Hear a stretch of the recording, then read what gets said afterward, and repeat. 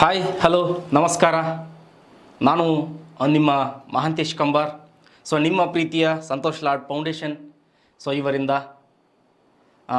ನೇರ ವೀಕ್ಷಣೆಯಲ್ಲಿ ಆತ್ಮೀಯ ವಿದ್ಯಾರ್ಥಿಗಳೇ, ನಿನ್ನೆಯ ದಿನ ಬೌದ್ಧ ಧರ್ಮಕ್ಕೆ ಸಂಬಂಧಪಟ್ಟಂತಹ ಸಾಕಷ್ಟು ವಿಷಯಗಳನ್ನು ಕುರಿತು ಅಧ್ಯಯನವನ್ನು ಮಾಡಿದ್ದೀವಿ. ಕೆಲವಷ್ಟು ವಿದ್ಯಾರ್ಥಿಗಳು ನಾನು ನಿನ್ನೆ ಕೊಟ್ಟಂತಹ ಟಾಸ್ಕಿಗೆ ಪ್ರತಿಯಾಗಿ ಸಾಕಷ್ಟು ತಮ್ಮ ಉತ್ಸುಕತೆಯನ್ನು ತೋರ್ತಾರೆ. ಹೆಂಗಂತಂದ್ರೆ ಒಳ್ಳೊಳ್ಳೆ ಪ್ರಶ್ನೆಗಳನ್ನು ತೆಗೆದಿದ್ದಾರೆ.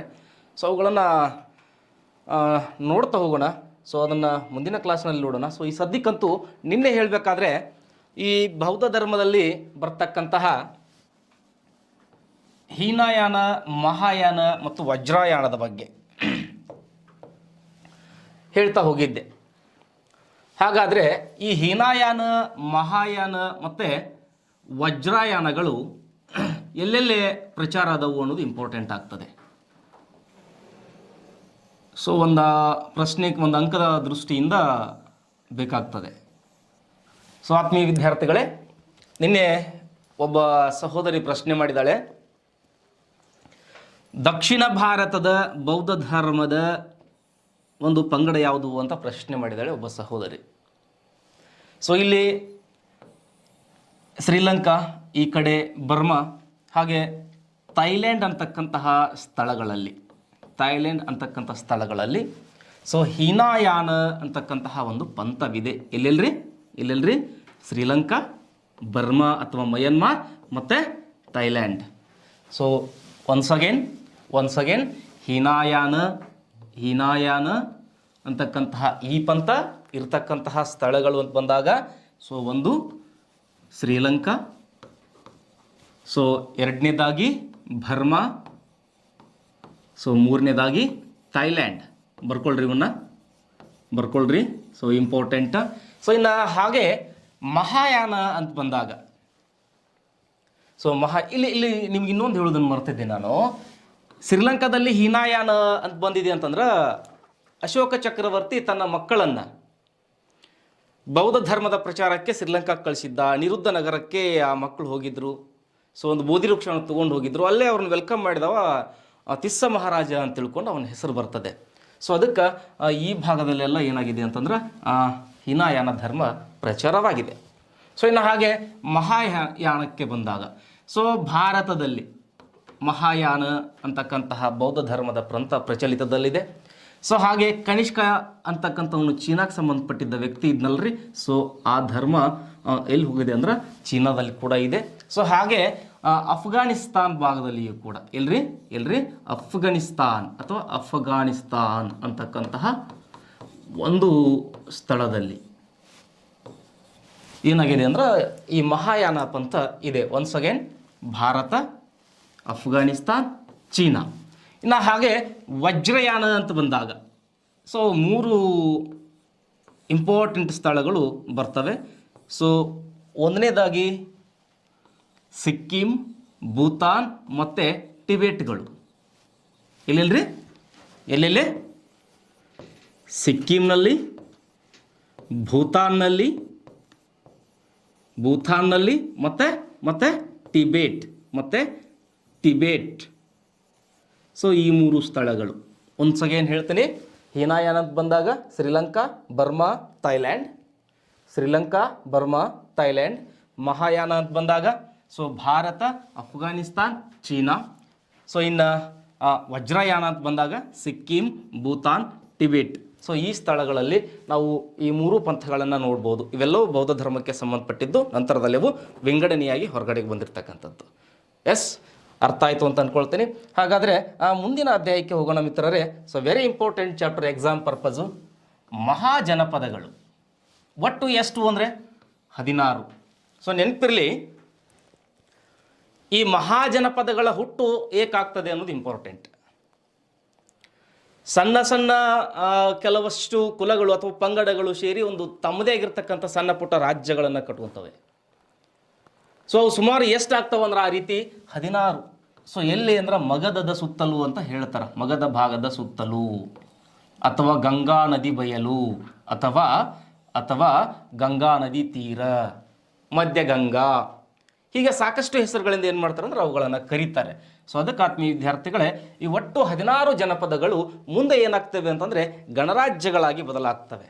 ಹೇಳ್ತೀನಿ ನೋಡ್ರಿ, ಮಹಾಜನಪದಗಳು ಮುಂದೆ ಏನಾಗ್ತವು ಅಂತಂದರೆ ಗಣರಾಜ್ಯಗಳಾಗಿ. ಗಣರಾಜ್ಯ ಈ ಕಾನ್ಸೆಪ್ಟ್ ನಮಗೆ ಗೊತ್ತದ. ಸೊ ಮಹಾಜನಪದಗಳೇ ಮುಂದೆ ಗಣರಾಜ್ಯಗಳಾದವು. ಹಾಗಾದರೆ ಈ ಮಹಾಜನಪದಗಳಲ್ಲಿ very important. So Kashi, Kosala, Vatsa, Anga, Vanga, ಮತ್ಸ್ಯ, ಚೇದಿ, ಸಾಕಷ್ಟು ಒಟ್ಟು 16. ಇದರಲ್ಲಿ ಇಂಪಾರ್ಟೆಂಟ್ ಆಗಿ ಕೊನೆಗೆ ಉಳಿತಕ್ಕಂಥದ್ದು ಒಂದೇ ಒಂದು ಮಗಧ ಸಾಮ್ರಾಜ್ಯ.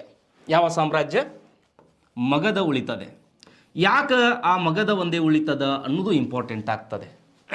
ಹಾಗಾದರೆ ಈ ಮಗಧ ಸಾಮ್ರಾಜ್ಯ ಒಂದೇ ಉಳಿಲಿಕ್ಕೆ ಪ್ರಮುಖ ಕಾರಣಗಳು ಏನಾಗಿರಬಹುದು? ಸೊ ನೆನಪಿರಲಿ, ಅಂಗ ಅಂತ ಒಂದು ಮಹಾಜನಪದ ಇತ್ತು. ಸೊ ಆವಂತಿ ಅಂತ ಒಂದು ಮಹಾಜನಪದವಿತ್ತು. ಸೊ ನಂತರದಲ್ಲಿ ವಂಗ ಅಂತ ಒಂದು ಜನಪದವಿತ್ತು. ಸೊ ಇವು ಅತಿ ಬಲಿಷ್ಠವಾಗಿರ್ತಕ್ಕಂಥವು. ಮತ್ತೊಂದು ಕಾಶಿ ಅಂತ ಬರ್ತದೆ. ಮತ್ತೊಂದು ಯಾವ್ದು ಬರ್ತದೆ? ಕಾಶಿ ಅಂತ ಬರ್ತದೆ. ಇವು ಪ್ರಬಲವಾಗಿರುವಂತಹ ಮಹಾಜನಪದಗಳು. ಇವೆಲ್ಲವುಗಳನ್ನು ಮೆಟ್ಟಿ ನಿಂತು ಕೊನೆಗೆ ನಿಂತದ್ದು ಯಾವುದು ಅಂತಂದರೆ ಮಗಧ ಅಂತಕ್ಕಂತಹ ಒಂದು ಗಣರಾಜ್ಯ ಅಂತ ಕರಿತೀವಿ. ಸೊ ಇದರ ಸ್ಥಾಪಕರು ಅಂತ ಬಂತು ಅಂತಂದರೆ ಜರಾಸಂಧ ಮತ್ತು ಬೃಹದ್ರಥ. ಸೊ ಯಾರೇ ಮಗಧ ಸಾಮ್ರಾಜ್ಯ ಅಂತ ಬಂದಾಗ ಸ್ಥಾಪಕರು ಯಾರಾಗಿರ್ತಾರೆ? ಸ್ಥಾಪಕರು ಜರಾಸಂಧ. ಬರ್ಕೊಳ್ರಿ, ಸ್ಥಾಪಕರು ಜರಾಸಂಧ ಮತ್ತು ಬೃಹದ್ರಥ.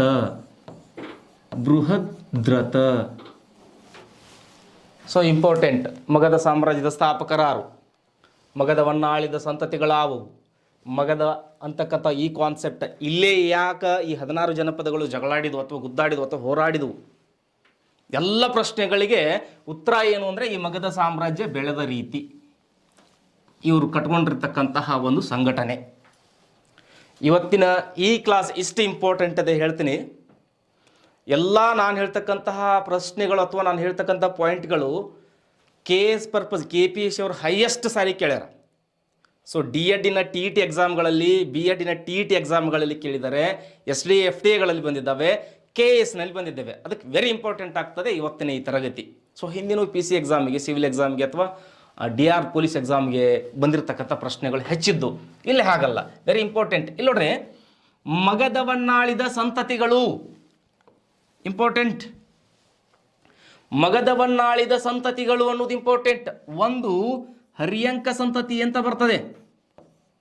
ಯಾವ ಸಂತತಿ? ಹರಿಯಂಕ ಸಂತತಿ ಅಂತ ಬರ್ತದೆ ಒಂದು. ಸೊ ಅದಾದ್ಮೇಲೆ ನಾಗ ಸಂತತಿ ಅಂತ ಬರ್ತದೆ. ಸೊ ಅದಾದ್ಮೇಲೆ ನವನಂದರು ಅಂತ ಬರ್ತಾರ. ಯಾನಂದರು, ನವನಂದರು. ನವ ಅಂದ್ರ 9. 9 ಜನ ನಂದರ ಆಳ್ವಿಕೆಯನ್ನು ಮಾಡಿರ್ತಕ್ಕಂಥದ್ದು ಮಗಧವನ್ನ. ಸೊ ಹಾಗೆ ಪಿಪ್ಪಲೀವನದ ಮೌರ್ಯರು ಅಂತ ಬರ್ತದೆ. ಹಾಗಾದ್ರೆ ಈ ಮಗಧದ ಮೊದಲನೇ ರಾಜಧಾನಿಯನ್ನು ಕೇಳಬಹುದು ರಾಜಗೃಹ ಅಥವಾ ಗಿರಿವ್ರಜ ಅಂತ ಕರೀತಾರೆ. ಸೊ ನಂತರದೊಳಗೆ ಪಾಟಲಿಪುತ್ರ ಆಗ್ತದೆ. ಅದು ಯಾವಾಗ ಆಗ್ತದೆ ಅಂತ ನಾನು ಹೇಳ್ತೇನೆ ನಿಮ್ಗೆ. ಓಕೆ, ಸೊ ಪ್ರಶ್ನೆ ನೋಡ್ರಿ, ಮಗಧವನ್ನಾಳಿದ ಸಂತತಿಗಳು ಯಾವುವು? ಆಪ್ಷನ್ ಒಳಗೆ ಯಾವುದಾದ್ರೂ ಒಂದು ಇರಲಿಲ್ಲ ಅಂತಂದ್ರೆ ಅದು ಅಲ್ಲ ಅಂತ ಆಗಿರ್ತದೆ, ನೆಗೆಟಿವ್ ಪ್ರಶ್ನೆ ಆಗಿರ್ತದೆ. ಓಕೆ, ಸೊ ಹರಿಯಂಕ, ನಾಗ ಸಂತತಿ, ಸೊ ನವನಂದರು ಮತ್ತು ಮೌರ್ಯರು ಈ ಮಗಧವನ್ನು ಆಳಿರ್ತಕ್ಕಂತಹ ಸಾಮ್ರಾಜ್ಯಗಳು ಅಥವಾ ಮನೆತನಗಳು ಅಥವಾ ಸಂತತಿಗಳು ಅಂತ ಕರೀತಾರೆ. ಸೊ ಹಾಗಾದರೆ ಈ ಮಗಧವನ್ನೇ ಯಾಕೆ ಅವ್ರು ಟಾರ್ಗೆಟ್ ಮಾಡ್ಕೋಬೇಕಾಗಿತ್ತು? ಇಲ್ಲಿದೆ ನೋಡ್ರಿ, ಭೌಗೋಳಿಕ ಹಿನ್ನೆಲೆ ಅನ್ನೋ ಪದ ಇಂಪಾರ್ಟೆಂಟ್ ಆಗ್ತದೆ. ಮಗಧವು ಭೌಗೋಳಿಕವಾಗಿರ್ತಕ್ಕಂತಹ ಸಂಪತ್ತನ್ನು ಹೊಂದಿತ್ತು ಅಂತ ಅರ್ಥ. ಏನು ಹಾಗಿದ್ದರೆ ಭೌಗೋಳಿಕ ಸಂಪತ್ತು ಅಂತಂದ್ರ? ಸೊ ಭೌಗೋಳಿಕ ಸಂಪತ್ತು ಎಂದರೆ ಇಲ್ಲಿ ಸುಮಾರು ಒಂದು 5 ಬೆಟ್ಟಗಳಿಂದ, ಎಷ್ಟು ಬೆಟ್ಟಗಳಿಂದ? 5 ಬೆಟ್ಟಗಳಿಂದ ಮಗಧ ಸುತ್ತುವರಿಯಲ್ಪಟ್ಟಿತ್ತು. ಬೆಟ್ಟಗಳು ಅಂದರೆ ಅರಣ್ಯಗಳು. ಎಷ್ಟು ಅರಣ್ಯಗಳಿಂದ ಸುತ್ತುವರಿಯಲ್ಪಟ್ಟಿತ್ತು ಅಂತಂದರೆ 5 ಅರಣ್ಯಗಳಿಂದ ಸುತ್ತುವರಿಯಲ್ಪಟ್ಟಿತ್ತು. ಅಲ್ಲಿ ಅರಣ್ಯ ಪ್ರದೇಶ ಜಾಸ್ತಿ ಐತಿ ಅಂತಂದ್ರೆ ಮಳೆಯ ಪ್ರಮಾಣ ಜಾಸ್ತಿ ಇರ್ತದೆ. ಎಸ್, ಮಳೆಯ ಪ್ರಮಾಣ ಜಾಸ್ತಿ ಇದೆ ಅಂತಂದ್ರೆ ಅಲ್ಲಿ ಇರುವಂತಹ ಭೂಮಿ ಎಂತಹ ಭೂಮಿ? ಕೃಷಿ ಯೋಗ್ಯ ಭೂಮಿ. ಎಂತಹ ಭೂಮಿ? ಕೃಷಿ ಯೋಗ್ಯ ಭೂಮಿಯಾಗಿರ್ತದೆ. ಕೃಷಿ ಯೋಗ್ಯ ಭೂಮಿ ಆಗಿದೆ ಅಂತಂದ್ರೆ ಅದು ಹೆಚ್ಚು ಉತ್ಪಾದನಾ ಸಾಮರ್ಥ್ಯವನ್ನು ಹೊಂದಿದ ಪ್ರದೇಶವಾಗಿರುತ್ತದೆ. ಸೊ ಎಲ್ಲದಕ್ಕೂ ಮಿಗಿಲಾಗಿ ಅಲ್ಲಿರುವಂತಹ ಫಲವತ್ತಾದ ಮಣ್ಣು ಮೆಕ್ಕಲು ಮಣ್ಣು. ಯಾವ ಮಣ್ಣಿತ್ರಿ ಅಲ್ಲೇ? ಮೆಕ್ಕಲು ಮಣ್ಣಿತ್ತು. ಸೊ ಇಲ್ಲೊಂದು 3 ಕಾರಣ ಸಿಕ್ಕು. ಹಾಗೆ ಆ ಮಗಧದ ಸುತ್ತಲೂ ಸಂಪನ್ಮೂಲ ಇತ್ತು. ಎಂಥ ಸಂಪನ್ಮೂಲ ಅಂದರೆ ಕಬ್ಬಿಣದ ಅದಿರಿನ ಸಂಪನ್ಮೂಲ. ಸೊ ಕಬ್ಬಿಣದ ಅದಿರು ಸಿಕ್ತಿತ್ತು. ಕಬ್ಬಿಣದ ಅದಿರು ಸಿಕ್ತಿತ್ತು. So very important. ಈ ಅದಿರು ಏನನ್ನು ಕೆಲಸ ಕೊಡ್ತಾ ಅಂತಂದರೆ, ಸೊ ನೋಡ್ರಿ, ಶಸ್ತ್ರಾಸ್ತ್ರಗಳನ್ನು ತಯಾರು ಮಾಡಲಿಕ್ಕೆ ಏನು ಬೇಕು ಅಂತಂದರೆ ಕಬ್ಬಿಣ ಬೇಕಾಗ್ತದೆ. ಹಾಗೆ ಈ ಮಗಧವು ಎಲ್ಲ ದಿಕ್ಕುಗಳಿಗೂ ಪಸರಾಗಬೇಕು. ಎಲ್ಲ ದಿಕ್ಕುಗಳಿಗೂ ಏನಾಗಿರ್ಬೇಕು ಅಂದರೆ ವೇ ಸಿಕ್ಕಿರ್ಬೇಕು, ದಾರಿ ಸಿಕ್ಕಿರ್ಬೇಕು. ಅಂಥದ್ದೊಂದು ಮಧ್ಯಭಾಗದೊಳಗೆ ಇದ್ದಂತಹ ಸ್ಥಳ ಮಗಧವಾಗಿತ್ತು. ಸೊ ಹೀಗಾಗಿ ಈ 4 ಸಂತತಿಗಳು ಆ ಮಗಧವನ್ನು ಆಳಲಿಕ್ಕೆ ಸಾಧ್ಯ ಆಯಿತು. ಸೊ ಅರ್ಥ ಆಯ್ತು ಅಂತ ಅಂದ್ಕೊಳ್ತೀನಿ. ಸೊ ಮಗಧ ಸಾಮ್ರಾಜ್ಯ ಸ್ಥಾಪಕರು ಜರಾಸಂಧ ಮತ್ತು ಬೃಹದ್ರಥ ಅಂತ ಹೇಳ್ತಾರೆ. ಸೊ ಅವ್ರ ರಾಜಧಾನಿ ಅಂದ್ರೆ ಗಿರಿವ್ರಜ ಅಥವಾ ರಾಜಗೃಹ ಅಂತ ಹೇಳ್ತಾರೆ. ನಂತರದಲ್ಲಿ ಪಾಟಲಿಪುತ್ರ.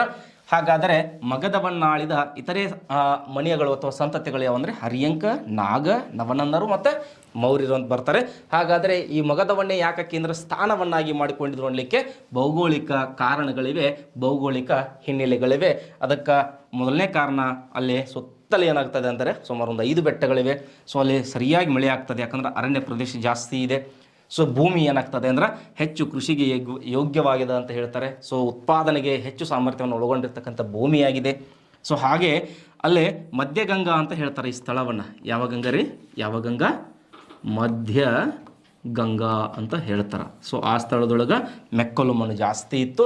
ಹಾಗೆ ವೆರಿ ಇಂಪಾರ್ಟೆಂಟ್, ಅಲ್ಲಿ ಕಬ್ಬಿಣದ ಅದಿರು ಸಿಕ್ತಿತ್ತು. ಸೊ ಹೀಗೆ ಹಲವಾರು ಕಾರಣಗಳಿಂದಾಗಿ ಏನಾಗ್ತದೆ ಅಂದರೆ ಮಗಧ ಸಾಮ್ರಾಜ್ಯ ಅದೊಂದು ಕೇಂದ್ರ ಸ್ಥಾನವಾಗಿ ಸುಮಾರು ಸಂತತಿಗಳ ಆಳ್ವಿಕೆಗೆ ಒಳಪಡ್ತದೆ. ಸೊ ಹಾಗಾದರೆ ಈ ಮಗಧವನ್ನಾಳಿರ್ತಕ್ಕಂತಹ ಮೊದಲನೇ ಸಂತತಿ ಹರ್ಯಂಕ ಸಂತತಿ. ಸೊ ಈ ಹರ್ಯಂಕ ಅಂತಕ್ಕಂಥ ಈ ಸಂತತಿಯ ಸ್ಥಾಪಕ ಅಂತ ಬಂತು ಅಂತಂದರೆ ಬಿಂಬಸಾರನಾಗಿರ್ತಾನೆ. ಸೊ ಅಶ್ವಘೋಷನ ಬುದ್ಧ ಚರಿತೆ. ಯಾವ ಚರಿತೆ? ಯಾವ ಚರಿತೆ ರೀ? ಅಶ್ವಘೋಷನ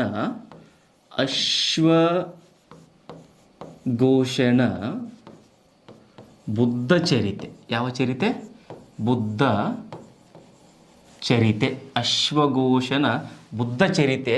ಅದರಲ್ಲಿ ಹೇಳ್ತದೆ ಈ ಬಿಂಬಸಾರ ಅನ್ನೋ ವ್ಯಕ್ತಿ ಏನದನ್ನಲ್ಲ, ಸೊ ಇವನು ಹರ್ಯಂಕ ಸಂತತಿಗೆ ಸಂಬಂಧಿಸಿದವ ಅಂತ ತಿಳಿಸ್ಕೊಟ್ಟದೆ. ಸೊ ಹಾಗಾದರೆ ಈ ಮಹಾಜನಪದಗಳ ಬಗ್ಗೆ ತಿಳಿಸ್ಕೊಡ್ತಕ್ಕಂತಹ ಒಂದೆರಡು ಅಂಶ ವೆರಿ ಇಂಪಾರ್ಟೆಂಟ್ ಆಗ್ತದೆ. ಒಂದು ಬೌದ್ಧ ಧರ್ಮದ ಅಂಗುತ್ತರ ನಿಕಾಯ ಅಂತ ಬರ್ತದೆ. ಏನ್ರಿ ಅದು? ಬೌದ್ಧ ಧರ್ಮದ ಅಂಗುತ್ತರ ನಿಕಾಯ ಅಂತ ಬರ್ತದೆ. ಸೊ ಅದು ಏನು ಮಾಡ್ತದೆ? ಈ ಮಹಾಜನಪದಗಳ ಬಗ್ಗೆ, ಮಹಾಜನಪದಗಳ ಆಡಳಿತದ ಬಗ್ಗೆ ತಿಳಿಸ್ಕೊಡ್ತದೆ. ಸೊ ಇನ್ನೊಂದು ಜೈನ ಧರ್ಮದ ಒಂದು ಗ್ರಂಥ ಬರ್ತದೆ. ಸೊ ಅದರ ಹೆಸರು ನೋಡೋಣ, ನಂತರದಲ್ಲಿ ನೋಡೋಣ. ಸೊ ನಾನು ಮಾಡ್ಕೊಂಡು ಹೇಳ್ತೇನೆ. ಸೊ ಒನ್ಸ್ ಅಗೇನ್, ಇದು ಭಗವತಿ ಸೂತ್ರ ಅಂತ. ಭಗವತಿ ಸೂತ್ರ. ಯಾವ ಸೂತ್ರ? ಭಗವತಿ ಸೂತ್ರ ಅಂತೇಳಿ. ಸೊ ಇವೆರಡು ಏನು ಮಾಡ್ತವೆ ಅಂತಂದ್ರೆ ಮಹಾಜನಪದಗಳ ಬಗ್ಗೆ ತಿಳಿಸ್ಕೊಡ್ತದೆ. ಅದರಲ್ಲಿ ಮಗಧವನ್ನಾಳಿರ್ತಕ್ಕಂಥ ಮೊದಲನೇ ಒಂದು ಸಂತತಿ ಇದೀವಿ, ಹರ್ಯಂಕ ಸಂತತಿ ಅಂತೇಳಿ. ಈ ಹರ್ಯಂಕ ಸಂತತಿಗೆ ಸಂಬಂಧಪಟ್ಟ ಬಿಂಬಸಾರಣಿ ಏನಾಗಿರ್ತಾನಂದ್ರೆ ಸೊ ಇದರ ಸ್ಥಾಪಕನಾಗಿರ್ತಾನೆ. ಸೊ ಈ ಬಿಂಬಸಾರನಿಗೆ ಒಬ್ಬರಲ್ಲ ಇಬ್ಬರಲ್ಲ 500 ಹೆಂಡಂದಿರು, 500 ಹೆಂಡತಿಯರಿದ್ದರು. ಎಷ್ಟು ಹೆಂಡತಿಯರು? ಎಲ್ಲದರ ಏನು ಇವರು ಸಿಕ್ಕರೆ ಚಲೋ ಐತಿ ಸದ್ಯಕ್ಕೆ. ಯಾರಿಗೆ 500 ಹೆಂಡತಿಯರು? ಬಿಂಬಸಾರನಿಗೆ 500 ಹೆಂಡತಿಯರು. ಸೊ ಬಿಂಬಸಾರ ಆಡಳಿತವನ್ನು ಮಾಡ್ತಿರ್ಬೇಕಾದ್ರೆ ಅವನ ಅಡಿಯಲ್ಲಿ ಅಥವಾ ಅವನ ಸಾಮ್ರಾಜ್ಯದಲ್ಲಿ ಒಟ್ಟು 80,000 ಹಳ್ಳಿಗಳಿದ್ದವು. ವಾಹ್, ಎಷ್ಟು ಹಳ್ಳಿಗಳು ರೀ? 80,000 ಹಳ್ಳಿಗಳು ಆತನ ಆಡಳಿತಕ್ಕೆ ಒಳಪಟ್ಟಿದ್ದವು.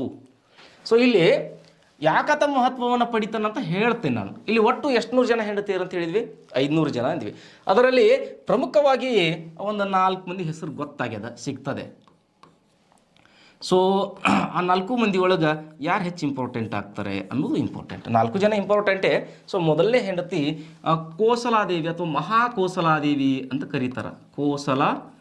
ಕೋಸಲಾದೇವಿ ಅಂದ್ರೆ ಈಕೆ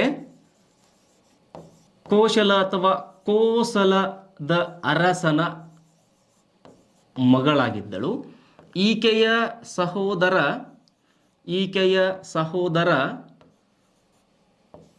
ಪ್ರಸನ್ನಜೀತ್. ಈಕೆಯ ಸಹೋದರ ಯಾರಾಗಿದ್ದರು ಎಂದರೆ ಪ್ರಸನ್ನಜೀತ್ ಅಂತ ಆಗಿದ್ದ. ಸೊ ಯಾರ ನಾ ಹೇಳ್ತಾ ಹೋಗ್ತೀನಿ. ಸೊ ನೋಡ್ರಿ, ಮೊದಲನೇ ಹೆಂಡತಿ ಕೋಸಲಾದೇವಿ ಆಗಿದ್ಲು, ಆಕೆಯ ಸಹೋದರ ಯಾರು? ಪ್ರಸನ್ನಜೀತ್ ಅಂತೇಳಿ. ಸೊ ಎರಡನೇ ಹೆಂಡತಿ ಯಾರು ಅಂತಂದ್ರೆ ಚೇತಕನ ಮಗಳು ಚಲ್ಲಣ ಅಂತ ಬರ್ತಾಳ. ವೈಶಾಲಿಯ ಚೇತಕ. ಎಲ್ಲಿಯ ಚೇತಕ? ವೈಶಾಲಿಯ. ಸೊ ಮೂಡವಲ್ಲಿ ಯಾಕೋ ಮಾರ್ಕರ್ ನೋಡೋಣ ಅಂತ. ವೈಶಾಲಿಯ ಚೇತಕ್ ಅಂತಿದ್ದ, ಆತನ ಮಗಳಿದ್ಲು. ಆಕೆಯ ಹೆಸರು ಚಲ್ಲಣ. ಬರಿತಾ ಹೋಗ್ರಿ, ಆಕೆಯ ಹೆಸರು ಚಲ್ಲಣ ಅಂತ ಆಕೆಯ ಹೆಸರು. ಸೊ ನಂತರದಲ್ಲಿ ಮಾದ್ರಕ ರಾಜ ಮುದ್ರಕ ಅಂತಿದ್ದ. ಸೊ ಅವನ ಮಗಳು ಖೇಮಾ ಅಂತ, ದೊಡ್ಡ ಖೇಮಾ ಅಂತ. ಸೊ ಇನ್ನು 4ನೇದಾಗಿ ವಾಸವಿ ಅಥವಾ ವೈದೇಹಿ ಅಂತ ಬರ್ತಾಳ. ಸೊ 4 ಜನರ ಹೆಸರು ಹೇಳ್ತೀನಿ. ಕೋಸಲಾದೇವಿ, ಚಲ್ಲಣ, ಸೊ ಹಾಗೆ ಖೇಮಾ, ಮತ್ತು ಕೊನೆಯದಾಗಿ ಇನ್ನೊಬ್ಬಳ ಹೆಸರು ವಾಸವಿ ಅಥವಾ ವೈದೇಹಿ ಅಂತ ಕರೀತಾರೆ. ಇಲ್ಲೇ ಖೇಮಾ ಅಂತ ಹೇಳಿದ್ನಲ್ಲ, ಆ ಖೇಮಾ ಅಂತಂತಕ್ಕಿ ಈ ಬಿಂಬಸಾರನ ಬೌದ್ಧ ಧರ್ಮಕ್ಕೆ ಕರೆದೊಯ್ದವಳು. ಹಾಗೆ ಬಿಂಬಸಾರನ ಸಾಮ್ರಾಜ್ಯದ ವಿಸ್ತರಣೆಗೆ ಈ ಮೊದಲಿಬ್ಬರು ಕಾರಣರಾಗ್ತಾರೆ. ಒಬ್ಬಳು ಕೋಸಲಾದೇವಿ, ಇನ್ನೊಬ್ಬಕಿ ಚಲ್ಲಣ. ಸೊ ಕೋಸಲಾದೇವಿ ಯಾಕೆ ಇಂಪಾರ್ಟೆಂಟ್ ಆಗ್ತಾಳೆ ಅಂತಂದ್ರೆ, ಮದುವೆ ಆದ ತಕ್ಷಣಕ್ಕೆ ಕೋಸಲಾದೇವಿ ಕಾಶಿ ಪ್ರಾಂತ್ಯವನ್ನು ಬಳುವಳಿಯಾಗಿ ತಗೊಂಡು ಬಂದ್ಲು. ಅಂದ್ರೆ ಬಿಂಬಸಾರನ ಒಂದು ಸಾಮ್ರಾಜ್ಯದ ವಿಸ್ತರಣೆ ಹೇಗಾಗ್ತದೆ? ಮದುವೆ ಅಥವಾ ವೈವಾಹಿಕ ಸಂಬಂಧದಿಂದ ಬೆಳೀತದೆ. ಸೊ ಎರಡನೇದಾಗಿ ಚಲ್ಲಣ ಅಂತ ಹೇಳಿದೆ. ಸೊ ಆಕೆಯನ್ನು ಮದುವೆ ಆದ ತಕ್ಷಣಕ್ಕೆ ಆ ಬಿಂಬಸಾರನ ಒಂದು ಸಾಮ್ರಾಜ್ಯ ನೇಪಾಳದ ಗಡಿವರೆಗೂ ಹೋಗ್ತದೆ. ನೇಪಾಳದವರೆಗೂ ಅಂದ್ರೆ ವೈಶಾಲಿಯ ಒಂದು ಗಡಿ ಕೊನೆ ಎಲ್ಲಿಗಿತ್ತು ಅಂದರೆ ನೇಪಾಳದವರೆಗೂ ಇತ್ತು ಅಂತ ಅರ್ಥ ಆಗ್ತದೆ. ಸೊ ಅದಕ್ಕೆ ಹಾಗೆ 3ನೇವಳು ಅಂತ ಹೇಳಿದ್ನಲ್ಲ, ಸೊ ಆ 3ನೇವಳು ಖೇಮಾ ಅಂತೇಳಿ. ಸೊ ಆ ಖೇಮಾ ಏನು ಮಾಡಿದ್ಲು ಅಂತಂದರೆ, ಈ ನಮ್ಮ ಬಿಂಬಸಾರನನ್ನು ಬೌದ್ಧ ಧರ್ಮಕ್ಕೆ ಮತಾಂತರಿಸ್ತಾಳೆ, ಕರೆದುಕೊಂಡು ಹೋಗ್ತಾಳೆ. ಹಾಗೆ ಕೊನೆಯವಳು ವೈದೇಹಿ ಅಥವಾ ವಾಸವಿ ಯಾಕೆ ಇಂಪಾರ್ಟೆಂಟ್ ಆಗ್ತಾಳೆ ಅಂತಂದ್ರೆ, ಸೊ ಬಿಂಬಸಾರ ಬಂಧನದಲ್ಲಿದ್ದಾಗ, ಎಲ್ಲಿದ್ದಾಗ? ಬಂಧನದಲ್ಲಿ. ಯಾರು ಬಂಧನದಲ್ಲಿ ಇಟ್ಟರು ಅಂತ ಹೇಳ್ತೇನೆ. ಬಂಧನದಲ್ಲಿ ಇದ್ದಾಗ ಬರಿತಾ ಹೋಗ್ರಿ, ವೆರಿ ಇಂಪಾರ್ಟೆಂಟ್. ಸೊ ಬಂಧನದಲ್ಲಿದ್ದಾಗ ಸೊ ಆತನನ್ನು ನೋಡಿಕೊಂಡವರು ಯಾರು ಅಂತ ಎಕ್ಸಾಮಿಗೆ ಕೇಳ್ಯಾರ, ವೈದೇಹಿ ಅಥವಾ ವಾಸವಿ ಅಂತ ಆಗ್ತಾಳೆ. ಹಾಗೆ ಈ ಬಿಂಬಸಾರನ ಒಂದು ಸಾಮ್ರಾಜ್ಯದ ವಿಸ್ತರಣೆ ಅಂತ ಬಂದಾಗ ಅಂಗದ ಅಂತಕ್ಕಂಥ ಒಂದು ರಾಜ್ಯ. ಯಾವ ರಾಜ್ಯ? ಅಂಗದ ಅಂತಕ್ಕಂಥದ್ದು ಒಂದು ರಾಜ್ಯ. ಆ ಅಂಗದ ರಾಜ್ಯದಲ್ಲಿ ಬೃಹದ್ರಥ ಅಂತಕ್ಕಂಥ ಒಬ್ಬ ಅರಸ ಆಳ್ವಿಕೆಯನ್ನು ಮಾಡ್ತಾ ಇದ್ದ. ಸೊ ಅವನ ಮೇಲೆ ಈ ಬಿಂಬಸಾರ ದಾಳಿಯನ್ನು ಮಾಡಿ ಅವನಿಂದ ಚಂಪಾ ಅಂತಕ್ಕಂತಹ ಒಂದು ಪ್ರಾಂತ್ಯವನ್ನು ಗೆದ್ದುಕೊಂಡ. ಯಾವ ಪ್ರಾಂತ್ಯವನ್ನು? ಚಂಪಾ ಅನ್ನುವಂತಹ ಒಂದು ಪ್ರಾಂತ್ಯವನ್ನು ಗೆದ್ದುಕೊಂಡ. ಸೊ ಗೆದ್ದುಕೊಂಡ ತಕ್ಷಣಕ್ಕೆ ತನ್ನ ಮಗನಾದ ಕುನಿಕನನ್ನು, ಯಾರನ್ನು? ಕುನಿಕ ಅಥವಾ ಅಜಾತಶತ್ರು ಅಂತ ಬರ್ತದೆ. ತನ್ನ ಮಗನಾದ ಕುನಿಕನನ್ನು ಅಲ್ಲಿಯ ರಾಜ್ಯಪಾಲನನ್ನಾಗಿ ನೇಮಕವನ್ನು ಮಾಡಿದ. ಸೊ ಒನ್ಸ್ ಅಗೇನ್ ಹೇಳ್ತೀನಿ, ಅಂಗದನು ರಾಜ್ಯ, ಅಲ್ಲಿಯ ಅರಸ ಬೃಹದ್ರಥ ಅಂತೇಳಿ. ಸೊ ಅವನ ಒಂದು ಸ್ಥಳವಾಗಿರ್ತಕ್ಕಂಥ ಚಂಪಾದ ಮೇಲೆ ದಾಳಿಯನ್ನು ಮಾಡಿದ, ಗೆದ್ದುಕೊಂಡ. ತನ್ನ ಮಗನಾದ ಕುನಿಕನನ್ನು ಅಲ್ಲಿಗೆ ರಾಜ್ಯಪಾಲನನ್ನಾಗಿ ಮಾಡಿದ. ಸೊ ಇನ್ನೊಂದು ವೆರಿ ಇಂಪಾರ್ಟೆಂಟ್ ಸ್ಥಳ ಬರ್ತದೆ, ಆವಂತಿ. ಯಾವುದ್ರ ಸ್ಥಳ? ಆವಂತಿ. ಅಲ್ಲಿಯ ಅರಸ ಪ್ರದ್ಯೋದಕ ಅಂತ ಅವನ ಹೆಸರು, ಬರೀರಿ, ವೆರಿ ಇಂಪಾರ್ಟೆಂಟ್. ಪ್ರದ್ಯೋದಕ ಅಂತ ಆತನ ಹೆಸರು. ಆ ಪ್ರದ್ಯೋದಕನಿಗೆ ಒಂದು ರೋಗ ಇತ್ತು. ಆ ರೋಗವನ್ನು ಪಾಂಡು ರೋಗ ಅಂತ ಹೇಳ್ತಾರೆ. ಯಾವ ರೋಗ? ಪಾಂಡು ರೋಗ. ಪಾಂಡುರೋಗ ಅಂದ್ರೆ ಯಾವ ರೋಗ ರೀ ಅಂತ ಪ್ರಶ್ನೆ ಮೂಡ್ತದೆ. ದೊಡ್ಡದು ಯಾವುದಲ್ಲ, ಕಾಮಾಲೆ ರೋಗ. ಯಾವ ರೋಗ? ಕಾಮಾಲೆ ರೋಗ. ಆ ರೋಗವನ್ನು ಗುಣಪಡಿಸಲಿಕ್ಕೆ ತನ್ನ ಆಸ್ಥಾನದ ವೈದ್ಯನಾದ ಜೀವಕನನ್ನ ಅಲ್ಲಿಗೆ ಕಳುಹಿಸಿದ್ದ. ಎಲ್ಲಿಗೆ? ಆವಂತಿಗೆ. ಸೊ ಆ ಜೀವಕ ಆ ಪಾಂಡುರೋಗವನ್ನು, ಪ್ರದ್ಯೋತಕನ ಪಾಂಡುರೋಗವನ್ನು ಗುಣಪಡಿಸಿದ. ಹೀಗಾಗಿ ಆ ಪ್ರದ್ಯೋತಕನಿಗೂ ಮತ್ತು ಬಿಂಬಸಾರನಿಗೂ ಸ್ನೇಹ ಬೆಳೀತದ. ಅಂದರೆ ಅಲ್ಲಿಯೂ ಕೂಡ ಬಿಂಬಸಾರನ ಒಂದು ಸಾಮ್ರಾಜ್ಯ ಏನಾಗ್ತದೆ? ವಿಸ್ತರಣೆಯಾಗ್ತದೆ. ಸೊ ಇಷ್ಟೆಲ್ಲ ಮಾಡಿರ್ತಕ್ಕಂಥ ಬಿಂಬಸಾರನಿಗೆ ಒಂದು ಕಂಟಕ ಎದುರಾಗ್ತದೆ. ಆತನ ಮಗ ಕುಣಿಕ ಅಥವಾ ಅಜಾತಶತ್ರು. ಸೊ ಅವನೇನು ಮಾಡಿದ ಅಂತಂದರೆ, ಅಧಿಕಾರದ ಆಶೆ ಅವನಲ್ಲಿ ಇತ್ತು. ಸೊ ಇನ್ನೊಂದು ಬುದ್ಧನ ಒಬ್ಬ ವಂಶಸ್ಥರು ಅಂತ ಹೇಳ್ತಾರೆ, ದೇವದತ್ತ ಅಂತ ತಿಳ್ಕೊಂಡು ಆ ದೇವದತ್ತನ ಚೇತೋವಾಣಿಯಂತೆ ಅಂತ ಹೇಳ್ತಾರೆ. ಪದದ ನೋಡ್ರಿ ಹೇಗೆ ಹೇಳ್ತಾ ಇದ್ದೀನಿ ಏನ್ರಿ ಅದು? ಚೇತೋವಾಣಿ ಅಂದರೆ ಒಳ್ಳೆಯ ಮಾತು ಅಂತ ಅನಿಸದ ಅವಂಗ ಕುಣಿಕನಿಗೆ ಅಥವಾ ಅಜಾತಶತ್ರುನಿಗೆ. ಬಂಧಿಸುವಂದ ಬಂಧಿಸಿಬಿಟ್ಟ. ಸೊ ಅದ ವೇಳೆಯಲ್ಲಿ ಆ ವೈದೇಹಿ ಅಥವಾ ವಾಸವಿ ಅಂತ ಹೇಳಿದ್ನಲ್ಲ, ಬಂಧನದಲ್ಲಿ ಇದ್ದಂಥ ಬಿಂಬಸಾರನನ್ನು ನೋಡಿಕೊಂಡವಳು. ಎಸ್, ಹಾಗೆ ಇಲ್ಲಿ ಕೇಳ್ರಿ, ಇಲ್ಲೇನು ಬಂಧನದಲ್ಲಿ ಇದ್ನಲ್ಲ ಈ ಬಿಂಬಸಾರ, ಅವನನ್ನು ಕೊಲ್ಲುವಂಥ ದೇವದತ್ತ ಆಜ್ಞೆಯನ್ನು ಮಾಡಿದ, ಕೊಲ್ಲುವಂಥ ಚೇತೋವಾಣಿಯನ್ನು ನುಡಿದ. ಸೊ ಹೀಗಾಗಿ ಕುಣಿಕ ಅಥವಾ ಅಜಾತಶತ್ರು ತನ್ನ ತಂದೆಯನ್ನು ಕೊಂದ. ಹೀಗಾಗಿ ಆತನಿಗೆ ಬಿರುದಿದೆ ಪಿತೃಘಾತಕ. ಯಾವ ಘಾತಕ? ಪಿತೃಘಾತಕ ಅಂತ ಬಿರುದದ. ಎಸ್, ಹಾಗಾದರೆ ಆ ಪಿತೃಘಾತ ಅಂತಕ್ಕಂತಹ ಬಿರುದನ್ನು ಏನು ಪಡೆದನಲ್ರಿ ಅಜಾತಶತ್ರುವಿನ ಬಗ್ಗೆ ನೋಡೋದಾತು ಅಂತಂದ್ರೆ, ಬಹಳ ಮಹತ್ವವಾಗಿರ್ತಕ್ಕಂತಹ ವ್ಯಕ್ತಿ ಅಜಾತಶತ್ರು. ಈ ಹರ್ಯಂಕ ಸಂತತಿಯ ಒಬ್ಬ ಶ್ರೇಷ್ಠ ಆಡಳಿತಗಾರ, ಶ್ರೇಷ್ಠ ಅರಸ, ಶ್ರೇಷ್ಠ ದೊರೆ ಅಂತ ಕರೀತಾರೆ. ಎಕ್ಸಾಮ್ ಪರ್ಪಸ್ ಒಂದೆರಡು ಪಾಯಿಂಟ್ಗಳು ಬರ್ತವೆ. ಸೊ ಆ ಎಕ್ಸಾಮ್ ಪರ್ಪಸ್ ಆ 2 ಪಾಯಿಂಟ್ಗಳು ಯಾವಾಗಿರ್ತವು ಅಂತಂದ್ರೆ, ಆತ ತಾನೇ ಕಂಡುಹಿಡಿದಿರ್ತಕ್ಕಂತಹ ಒಂದೆರಡು ಯುದ್ಧ ಕಲೆಗಳು, ಯುದ್ಧ ಕಲೆಗಳು ಅವು ವೆರಿ ಇಂಪಾರ್ಟೆಂಟ್ ಆಗ್ತವೆ. ಈ ಅಜಾತಶತ್ರು ವೆರಿ ಇಂಪಾರ್ಟೆಂಟ್ ಪಾಯಿಂಟ್ಗಳಂತ ಹೇಳಿದ್ನಲ್ಲ, ಒನ್ಸ್ ಅಗೇನ್ ನಾನು ಬರಿತೀನಿ. ಹಿಂದಿನ ಸ್ಲೈಡಿಗೆ ಹೋತಲ್ಲ, ಸೊ ಅವನು ಕೂಡ ನಾನು ವಾಪಸ್ ಬರಿತೀನಿ, ಡೋಂಟ್ ವರಿ. ಸೊ ಆದ್ರೆ ನಾನು ಹೇಳಿದ್ದನ್ನು ನೀವು ಬರೆದಿರಿ ಅಂತ ಅಂದ್ಕೊಳ್ತೀನಿ. ಕ್ಲಿಯರಾಗಿ ಭಾಳ ಡೀಟೇಲ್ ಆಗಿ ಕೊಡ್ತಿದ್ದೀನಿ ನಾನು ಮಾಹಿತಿಯನ್ನು ಅದಕ್ಕೆ. ಸೊ ಅಜಾತಶತ್ರು ಹರ್ಯಂಕ ಸಂತತಿಯ ಎಂಥ ದೊರೆ? ಶ್ರೇಷ್ಠ ದೊರೆ, ಶ್ರೇಷ್ಠ ಅರಸ ಅಥವಾ ದೊರೆ. ಸೊ ಎಸ್, ಶ್ರೇಷ್ಠ ದೊರೆ ಅಥವಾ ಅರಸ ಆಗಿರಲಿ. ಸೊ ಯಾಕೆ ಅಂತಂದರೆ ಆತನ ಆಡಳಿತ ಹಾಗಿತ್ತು, ಆಡಳಿತ ಪ್ರಕ್ರಿಯೆ ಹಾಗಿತ್ತು. ಇಲ್ಲಿ ನೋಡ್ರಿ, ಈ ಅಜಾತಶತ್ರು ಆಡಳಿತಕ್ಕೆ ಬಂದಾಗ ತನ್ನ ಅಪ್ಪನನ್ನು ಕೊಂದಿದ್ದ. ಸೊ ಅಂದರೆ ಇಲ್ಲಿ ಪ್ರಸನ್ನಜೇತ ಅಂತ ಹೇಳಿದ್ದೆ ನಾ ಹೆಸರು. ಯಾರ ಸಹೋದರ? ಕೋಸಲಾದೇವಿ, ಮಹಾಕೋಸಲಾದೇವಿಯ ಸಹೋದರನಾತ. ಅಲ್ಲಿ ಬಿಂಬಸಾರ ಸತ್ತ ತಕ್ಷಣಕ್ಕೆ ಇಲ್ಲಿ ಆ ಕೋಸಲಾದೇವಿ ಮಾನಸಿಕವಾಗಿ ಖಿನ್ನತೆಗೆ ಒಳಗಾದ್ಲು. ಮನನೊಂದು ಆಕೆಯು ಕೂಡ ಸತ್ತು ಹೋದ್ಲು. ಸರಿ, ಆಕೆ ಸತ್ತು ಹೋದ ಮೇಲೆ ಪ್ರಸನ್ನಜೇತ ಅಜಾತಶತ್ರುವಿನ ಮೇಲೆ ದಾಳಿಯನ್ನು ಮಾಡಿದ, ಯುದ್ಧವನ್ನು ಮಾಡಿದ. ಆದರೆ ಆ ಯುದ್ಧದಲ್ಲಿ ಪ್ರಸನ್ನಜೇತ ಏನಾದಂದರೆ ಸೋತು ಹೋದ. ಅವ ಸೋತ ತಕ್ಷಣಕ್ಕೆ ಅಜಾತಶತ್ರು ಸುಮ್ಮಿರಲಿಲ್ಲ. ಪ್ರಸನ್ನಜೇತನಿಗೆ ಒಬ್ಬಕ್ಕೆ ಹೆಣ್ಮಗಳಿದ್ಲು, ಆಕೆ ಹೆಸರು ವಿಜ್ಜಳೆ ಅಂತ. ಆಕೆ ಹೆಸರು ಏನ್ರಿ? ಆಕೆ ಹೆಸರು ವಿಜ್ಜಳೆ. ಯಾಕೆ ರೇಟ್ ಆಗೋದು ನೋಡ್ರಿ ಇದು. ಆಕೆ ಹೆಸರೇನ್ರಿ?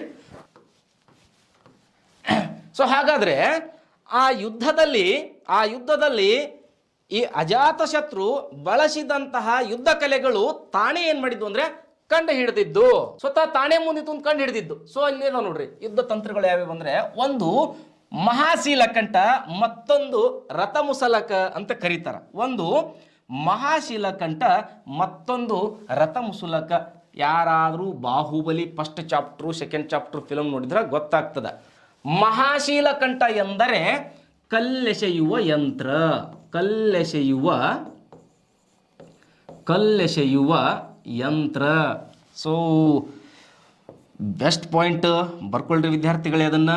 ಕಲ್ಲೆಸೆಯುವ ಯಂತ್ರ ಅಂತಂದ್ರೆ ಮತ್ತೇನಲ್ಲ, ಅದಕ್ಕೆ ನಾವು ಆಡು ಭಾಷೆಯಲ್ಲಿ ಕವಣೆ ಅಂತ ಕರಿತೀವಿ. ಸೊ ಹಿಂಗಿರ್ತದ, ಅದು ಹಿಂಗೆ ಹಿಂಗೆ ಹಿಂಗೆ ಕವಲ್ಗಟ್ಟಿಗೆ ಇರ್ತದ. ಸೊ ಇದಕ್ಕೊಂದು ರಬ್ಬರಿನ ಆಕಾರದ ಒಂದು ವಸ್ತುವನ್ನು ಕಟ್ಟಿರ್ತಾರೆ ಹಿಂಗೆ. ಸೊ ಇಲ್ಲಿ ಕಲ್ಲು ಹಿಡಿದದ, ಅದನ್ನು ಹಿಂದಕ್ಕೆ ಜಗ್ಗ್ಯಾಸ ಹಿಂಗೆ ಹೊಡೆದು ಬಿಡೋದು, ಬಂದುಬಿಡ್ತದೆ. ಸ್ವಲ್ಪ ಅದು ಮಾಡಿಫಿಕೇಶನ್ ಆಗಿರ್ತದೆ ಅಷ್ಟೇ. ಸೊ ಇನ್ನೊಂದು ಇಲ್ಲದಲ್ಲ, ರಥ ಮುಸುಲಕ ಅನ್ನೋದು. ರಥದ ಚಕ್ರ, ಎಲ್ಲಿಯ ಚಕ್ರ? ಎಲ್ಲಿಯ ಚಕ್ರ? ರಥದ ಚಕ್ರ. ಆ ರಥದ ಚಕ್ರಕ್ಕೆ ಕಬ್ಬಿಣದ ಅಥವಾ ಲೋಹದ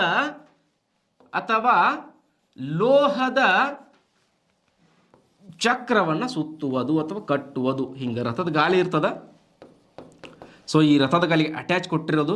ಸೊ ಅದು ಇಲ್ಲಿ ಏನಾಗ್ತದ ಅಂತಂದರೆ ಗರ ಗರ ಗರ ಗರ ಗರ ಗರ ಗರ ಗರ ಸುತ್ತುತ್ತಿರ್ತದೆ. ಎದುರಿಗೆ ಯಾರು ಬಂದರೂ ಏನು ಮಾಡ್ತದೆ, ಅದು ಕೊಚ್ತಾ ಹೋಗ್ತದೆ. ಬಾಹುಬಲಿ ಫಿಲಮ್ ನೋಡಿದ್ರೆ ನಿಮ್ಗೆ ಗೊತ್ತಾಗ್ತದೆ. ಅಲ್ಲಿ ದೊಡ್ಡದೊಂದು ಕೋಟೆಯ ಮೇಲೆ ನಿಂತ್ಕೊಂಡು ಹಿಂಗೆ ಕಲ್ಲು ಹೋಗಿದ್ದು ನೋಡಿರ್ತೀರಿ.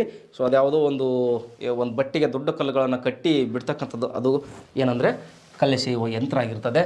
ಸೊ ಇನ್ನೊಂದು ರಥದ ಗಾಲಿ ತಿರುಗ್ತಾ ಎದುರಿಗೆ ಬಂದವರೆಲ್ಲ ಕೊಚ್ಚುವಂತ ಹೋಗ್ತದಲ್ಲ, ಅದು ಏನಾಗಿರ್ತದೆ, ರಥ ಮುಸುಲಕ ಅನ್ನೋ ಕಾನ್ಸೆಪ್ಟನ್ನು ಹೊಂದ್ಯದ ಅಂತ ನಾನು ಅಂದ್ಕೊಂಡಿನಿ. ಸೊ ಕಾನ್ಸೆಪ್ಟ್ ಅದಕ್ಕೆ ಮ್ಯಾಚ್ ಆಗ್ಲಿಕ್ಕತ್ತದ.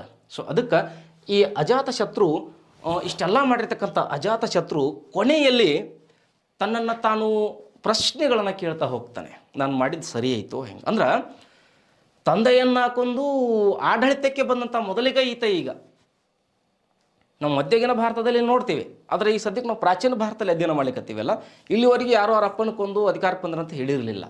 ಪ್ರಪ್ರಥಮ ಬಾರಿಗೆ ಇದೇ ವ್ಯಕ್ತಿ ಈಗ ತಂದೆಯನ್ನು ಕೊಂದು ಅರಸನಾಗಿರ್ತಕ್ಕಂಥವನು, ಸಿಂಹಾಸನಕ್ಕೆ ಬಂದಿರತಕ್ಕಂಥವನು ಅಂತ ಒಂದು ಪದ ಬಳಸಲಿಕ್ಕತ್ತಿದ್ದೇನೆ. ಸೊ ಕೊನೆಯಲ್ಲಿ ಅಜಾತಶತ್ರು ತನ್ನ ತಪ್ಪಿನ ಅರಿವಾಗ್ತದೆ. ಸೊ ಗೊತ್ತದೆ, ಅಲ್ಲೇ ಸಮ್ಮೇಳನಗಳು ನೋಡ್ರಿ, ಬೌದ್ಧ ಸಮ್ಮೇಳನಗಳು. ಅಜಾತಶತ್ರು ಅಂತ ಒಂದನೇದ್ದ ಬಂದದಲ್ಲ. ಸೊ ಅಂದ್ರೆ ಬುದ್ಧನನ್ನು ಭೇಟಿಯಾದ. ಯಾರನ್ನು ಭೇಟಿಯಾದ? ಬುದ್ಧನನ್ನು ಭೇಟಿಯಾಗಿ ತಂದೆಯನ್ನು ತಾನೇ ಕೊಂದಿರುವುದಾಗಿ ಒಪ್ಪಿಕೊಂಡ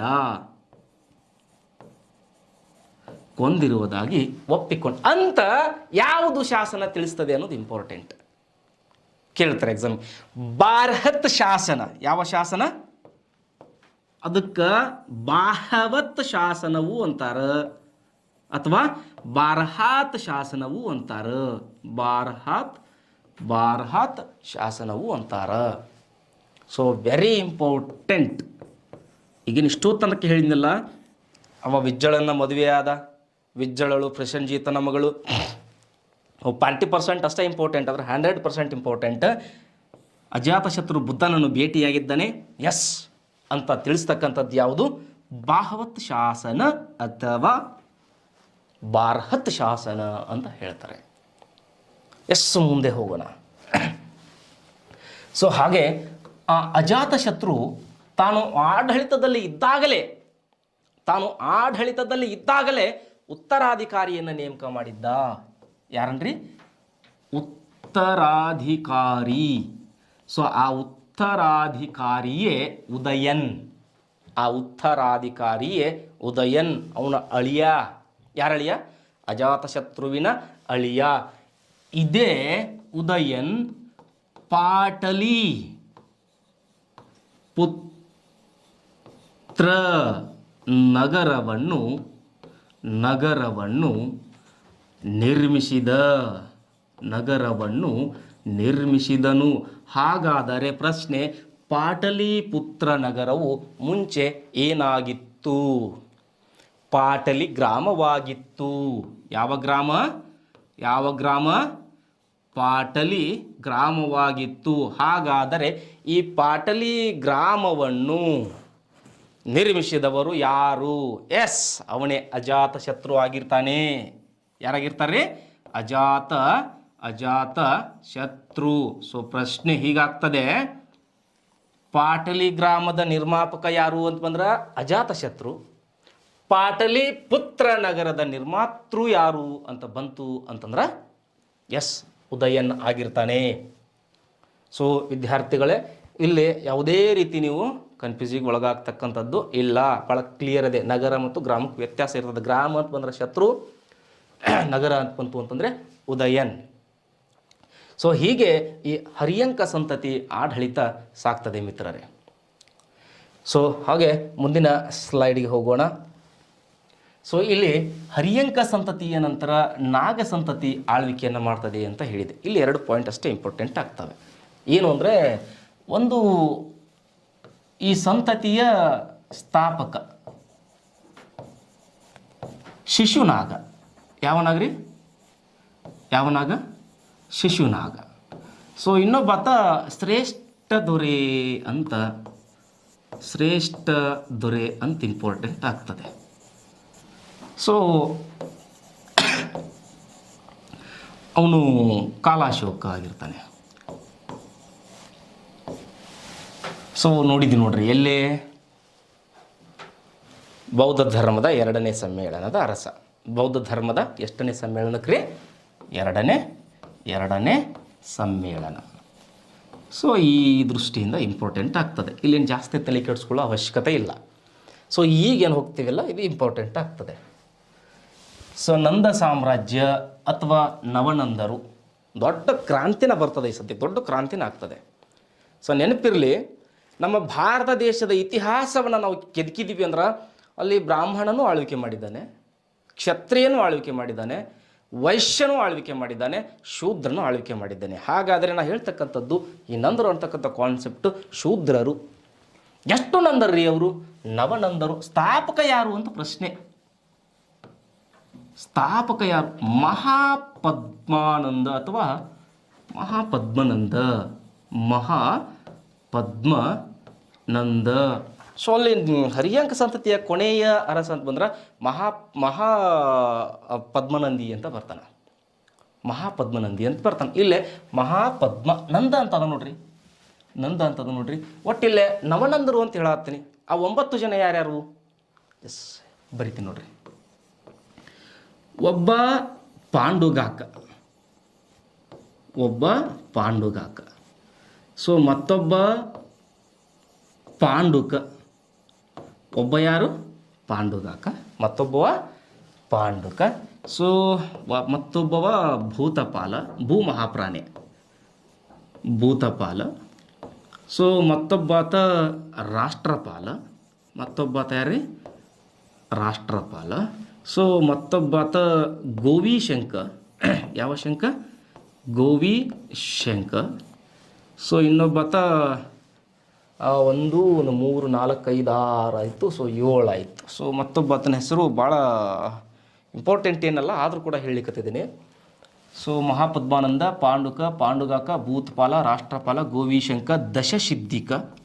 ಯಾರ್ರಿ? ದಶಸಿದ್ಧಿಕ ಅಂತ ಬರ್ತಾನೆ. ಸೊ ಮತ್ತೊಬ್ಬಾತ 1 2 3 4 5 6 7. ಇನ್ನೊಬ್ಬಾತ ಕೈವಾತು ಅಂತ ಬರ್ತಾನೆ. ಸೊ ಯಾರ್ರಿ? ಕೈವಾತು ಅಂತ ಬರ್ತಾನೆ. So very important, Dhanananda. ಇವರಿಬ್ಬರು ನೆನ್ಪಿಟ್ಟ ಸಾಕು ನಮಗೆ. ಸ್ಥಾಪಕ ಯಾರು, ಕೊನೆಯವನು ಯಾರು? ಧನನಂದನ ಯಾಕೆ ಇಂಪಾರ್ಟೆಂಟ್? ಸೊ ಒನ್ಸ್ ಅಗೇನ್ ಹೇಳ್ತೀನಿ. ನವನಂದರು ಯಾರ್ಯಾರು? ಮಹಾಪದ್ಮಾನಂದ, ಪಾಂಡುಕ, ಭೂತಪಾಲ, ರಾಷ್ಟ್ರಪಾಲ, ಗೋವಿಶಂಕ, ದಶಸಿದ್ಧಿಕ, ಕೈವಾತು ಮತ್ತು ಧನನಂದ. 9 ಮಂದಿ ಬರ್ಕೊಂಡ್ರಿ ಅಂತ ಅಂದ್ಕೊಳ್ತೀನಿ. ಸೊ ಅದ್ರಾಗ ನಾವು ಮಹತ್ವವನ್ನು ಯಾರಿಗೆ ಕೊಡೋನು? ಧನನಂದನಿಗೆ ಕೊಡೋನು. ಈ ಧನನಂದ ಬಂದಿರಲಿಕ್ಕಂದ್ರೆ ನಮಗೇನು ಮೌರ್ಯ ಸಾಮ್ರಾಜ್ಯ ಸಿಗ್ತಿರಲಿಲ್ಲ, ಅಶೋಕ ಚಕ್ರವರ್ತಿ ಕೂಡ ಸಿಗ್ತಿರಲಿಲ್ಲ. ಸೊ ಯಾಕೆ ಅಂತಂದ್ರೆ ಧನನಂದ ಹೆಸರನ್ನೆಂಗನ ಬಹಳ ಪ್ರಜಾಪೀಡಕನಾಗಿದ್ದ, ಬಹಳ ವೈಭವದಿಂದ ಮೆರಿತಕ್ಕಂತಹ ಒಂದು ವಿಲಾಸಿ ಜೀವನವನ್ನು ಮಾಡ್ತಿದ್ದ.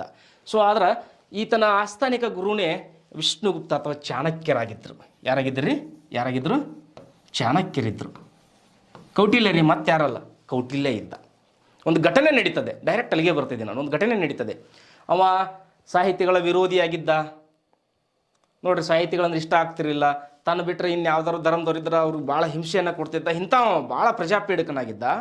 ಸೊ ಒಂದು ಘಟನೆ ನಡೀತದೆ. ಆ ಗುರು ಚಾಣಕ್ಯ, ಆಚಾರ್ಯ ಚಾಣಕ್ಯರು ಧನನಂದನ ಆಸ್ಥಾನಕ್ಕೆ ಭೇಟಿ ಕೊಟ್ಟಾಗ ಧನನಂದ ತನ್ನ ಆಸ್ಥಾನದೊಳಗೆ ಮದುವೆ ಅಥವಾ ಸರಾಯಿ ಅಂತೀವಲ್ಲ ಅದನ್ನು ಕುಡಿದು ಪಾನಮತ್ತನಾಗಿ ಆಸ್ಥಾನದ ತುಂಬೆಲ್ಲ ಕಣ್ಣೀರ ತುಂಬಿಬಿಟ್ಟಿದ್ರು.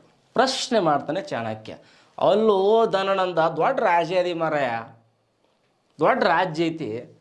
ಆಸ್ಥಾನದಾಗ ಯಾರಿದ್ರೆ ಚಲೋ ರೀ? ಪಂಡಿತ ಪಾಮರರಿದ್ದರೆ ಚಲೋ, ಮಂತ್ರಿ ಮಹೋದಯರಿದ್ದರೆ ಚಲೋ. ನೀ ಮದುವೆ ಪಾತ್ರೆಗಳನ್ನ ಇಟ್ಕೊಂಡು ಮದುವೆಯರೊಂದಿಗೆ ಏನು ಮಾಡತ್ತಿ, ಮರಿಯಾಕತ್ತಿ ಅಲ್ಲೋ ಅಂತ ಕೇಳಿದಾಗ ಧನನಂದ ನನ್ನ ಸಾಮ್ರಾಜ್ಯ ನನ್ನ ಇಚ್ಛೆ ಅಂತ ತಿಳ್ಕೊಂಡು ಆಚಾರ್ಯ ಚಾಣಕ್ಯರನ್ನು ಹೊರದೂಕಿ ಬಿಡ್ತಾನೆ.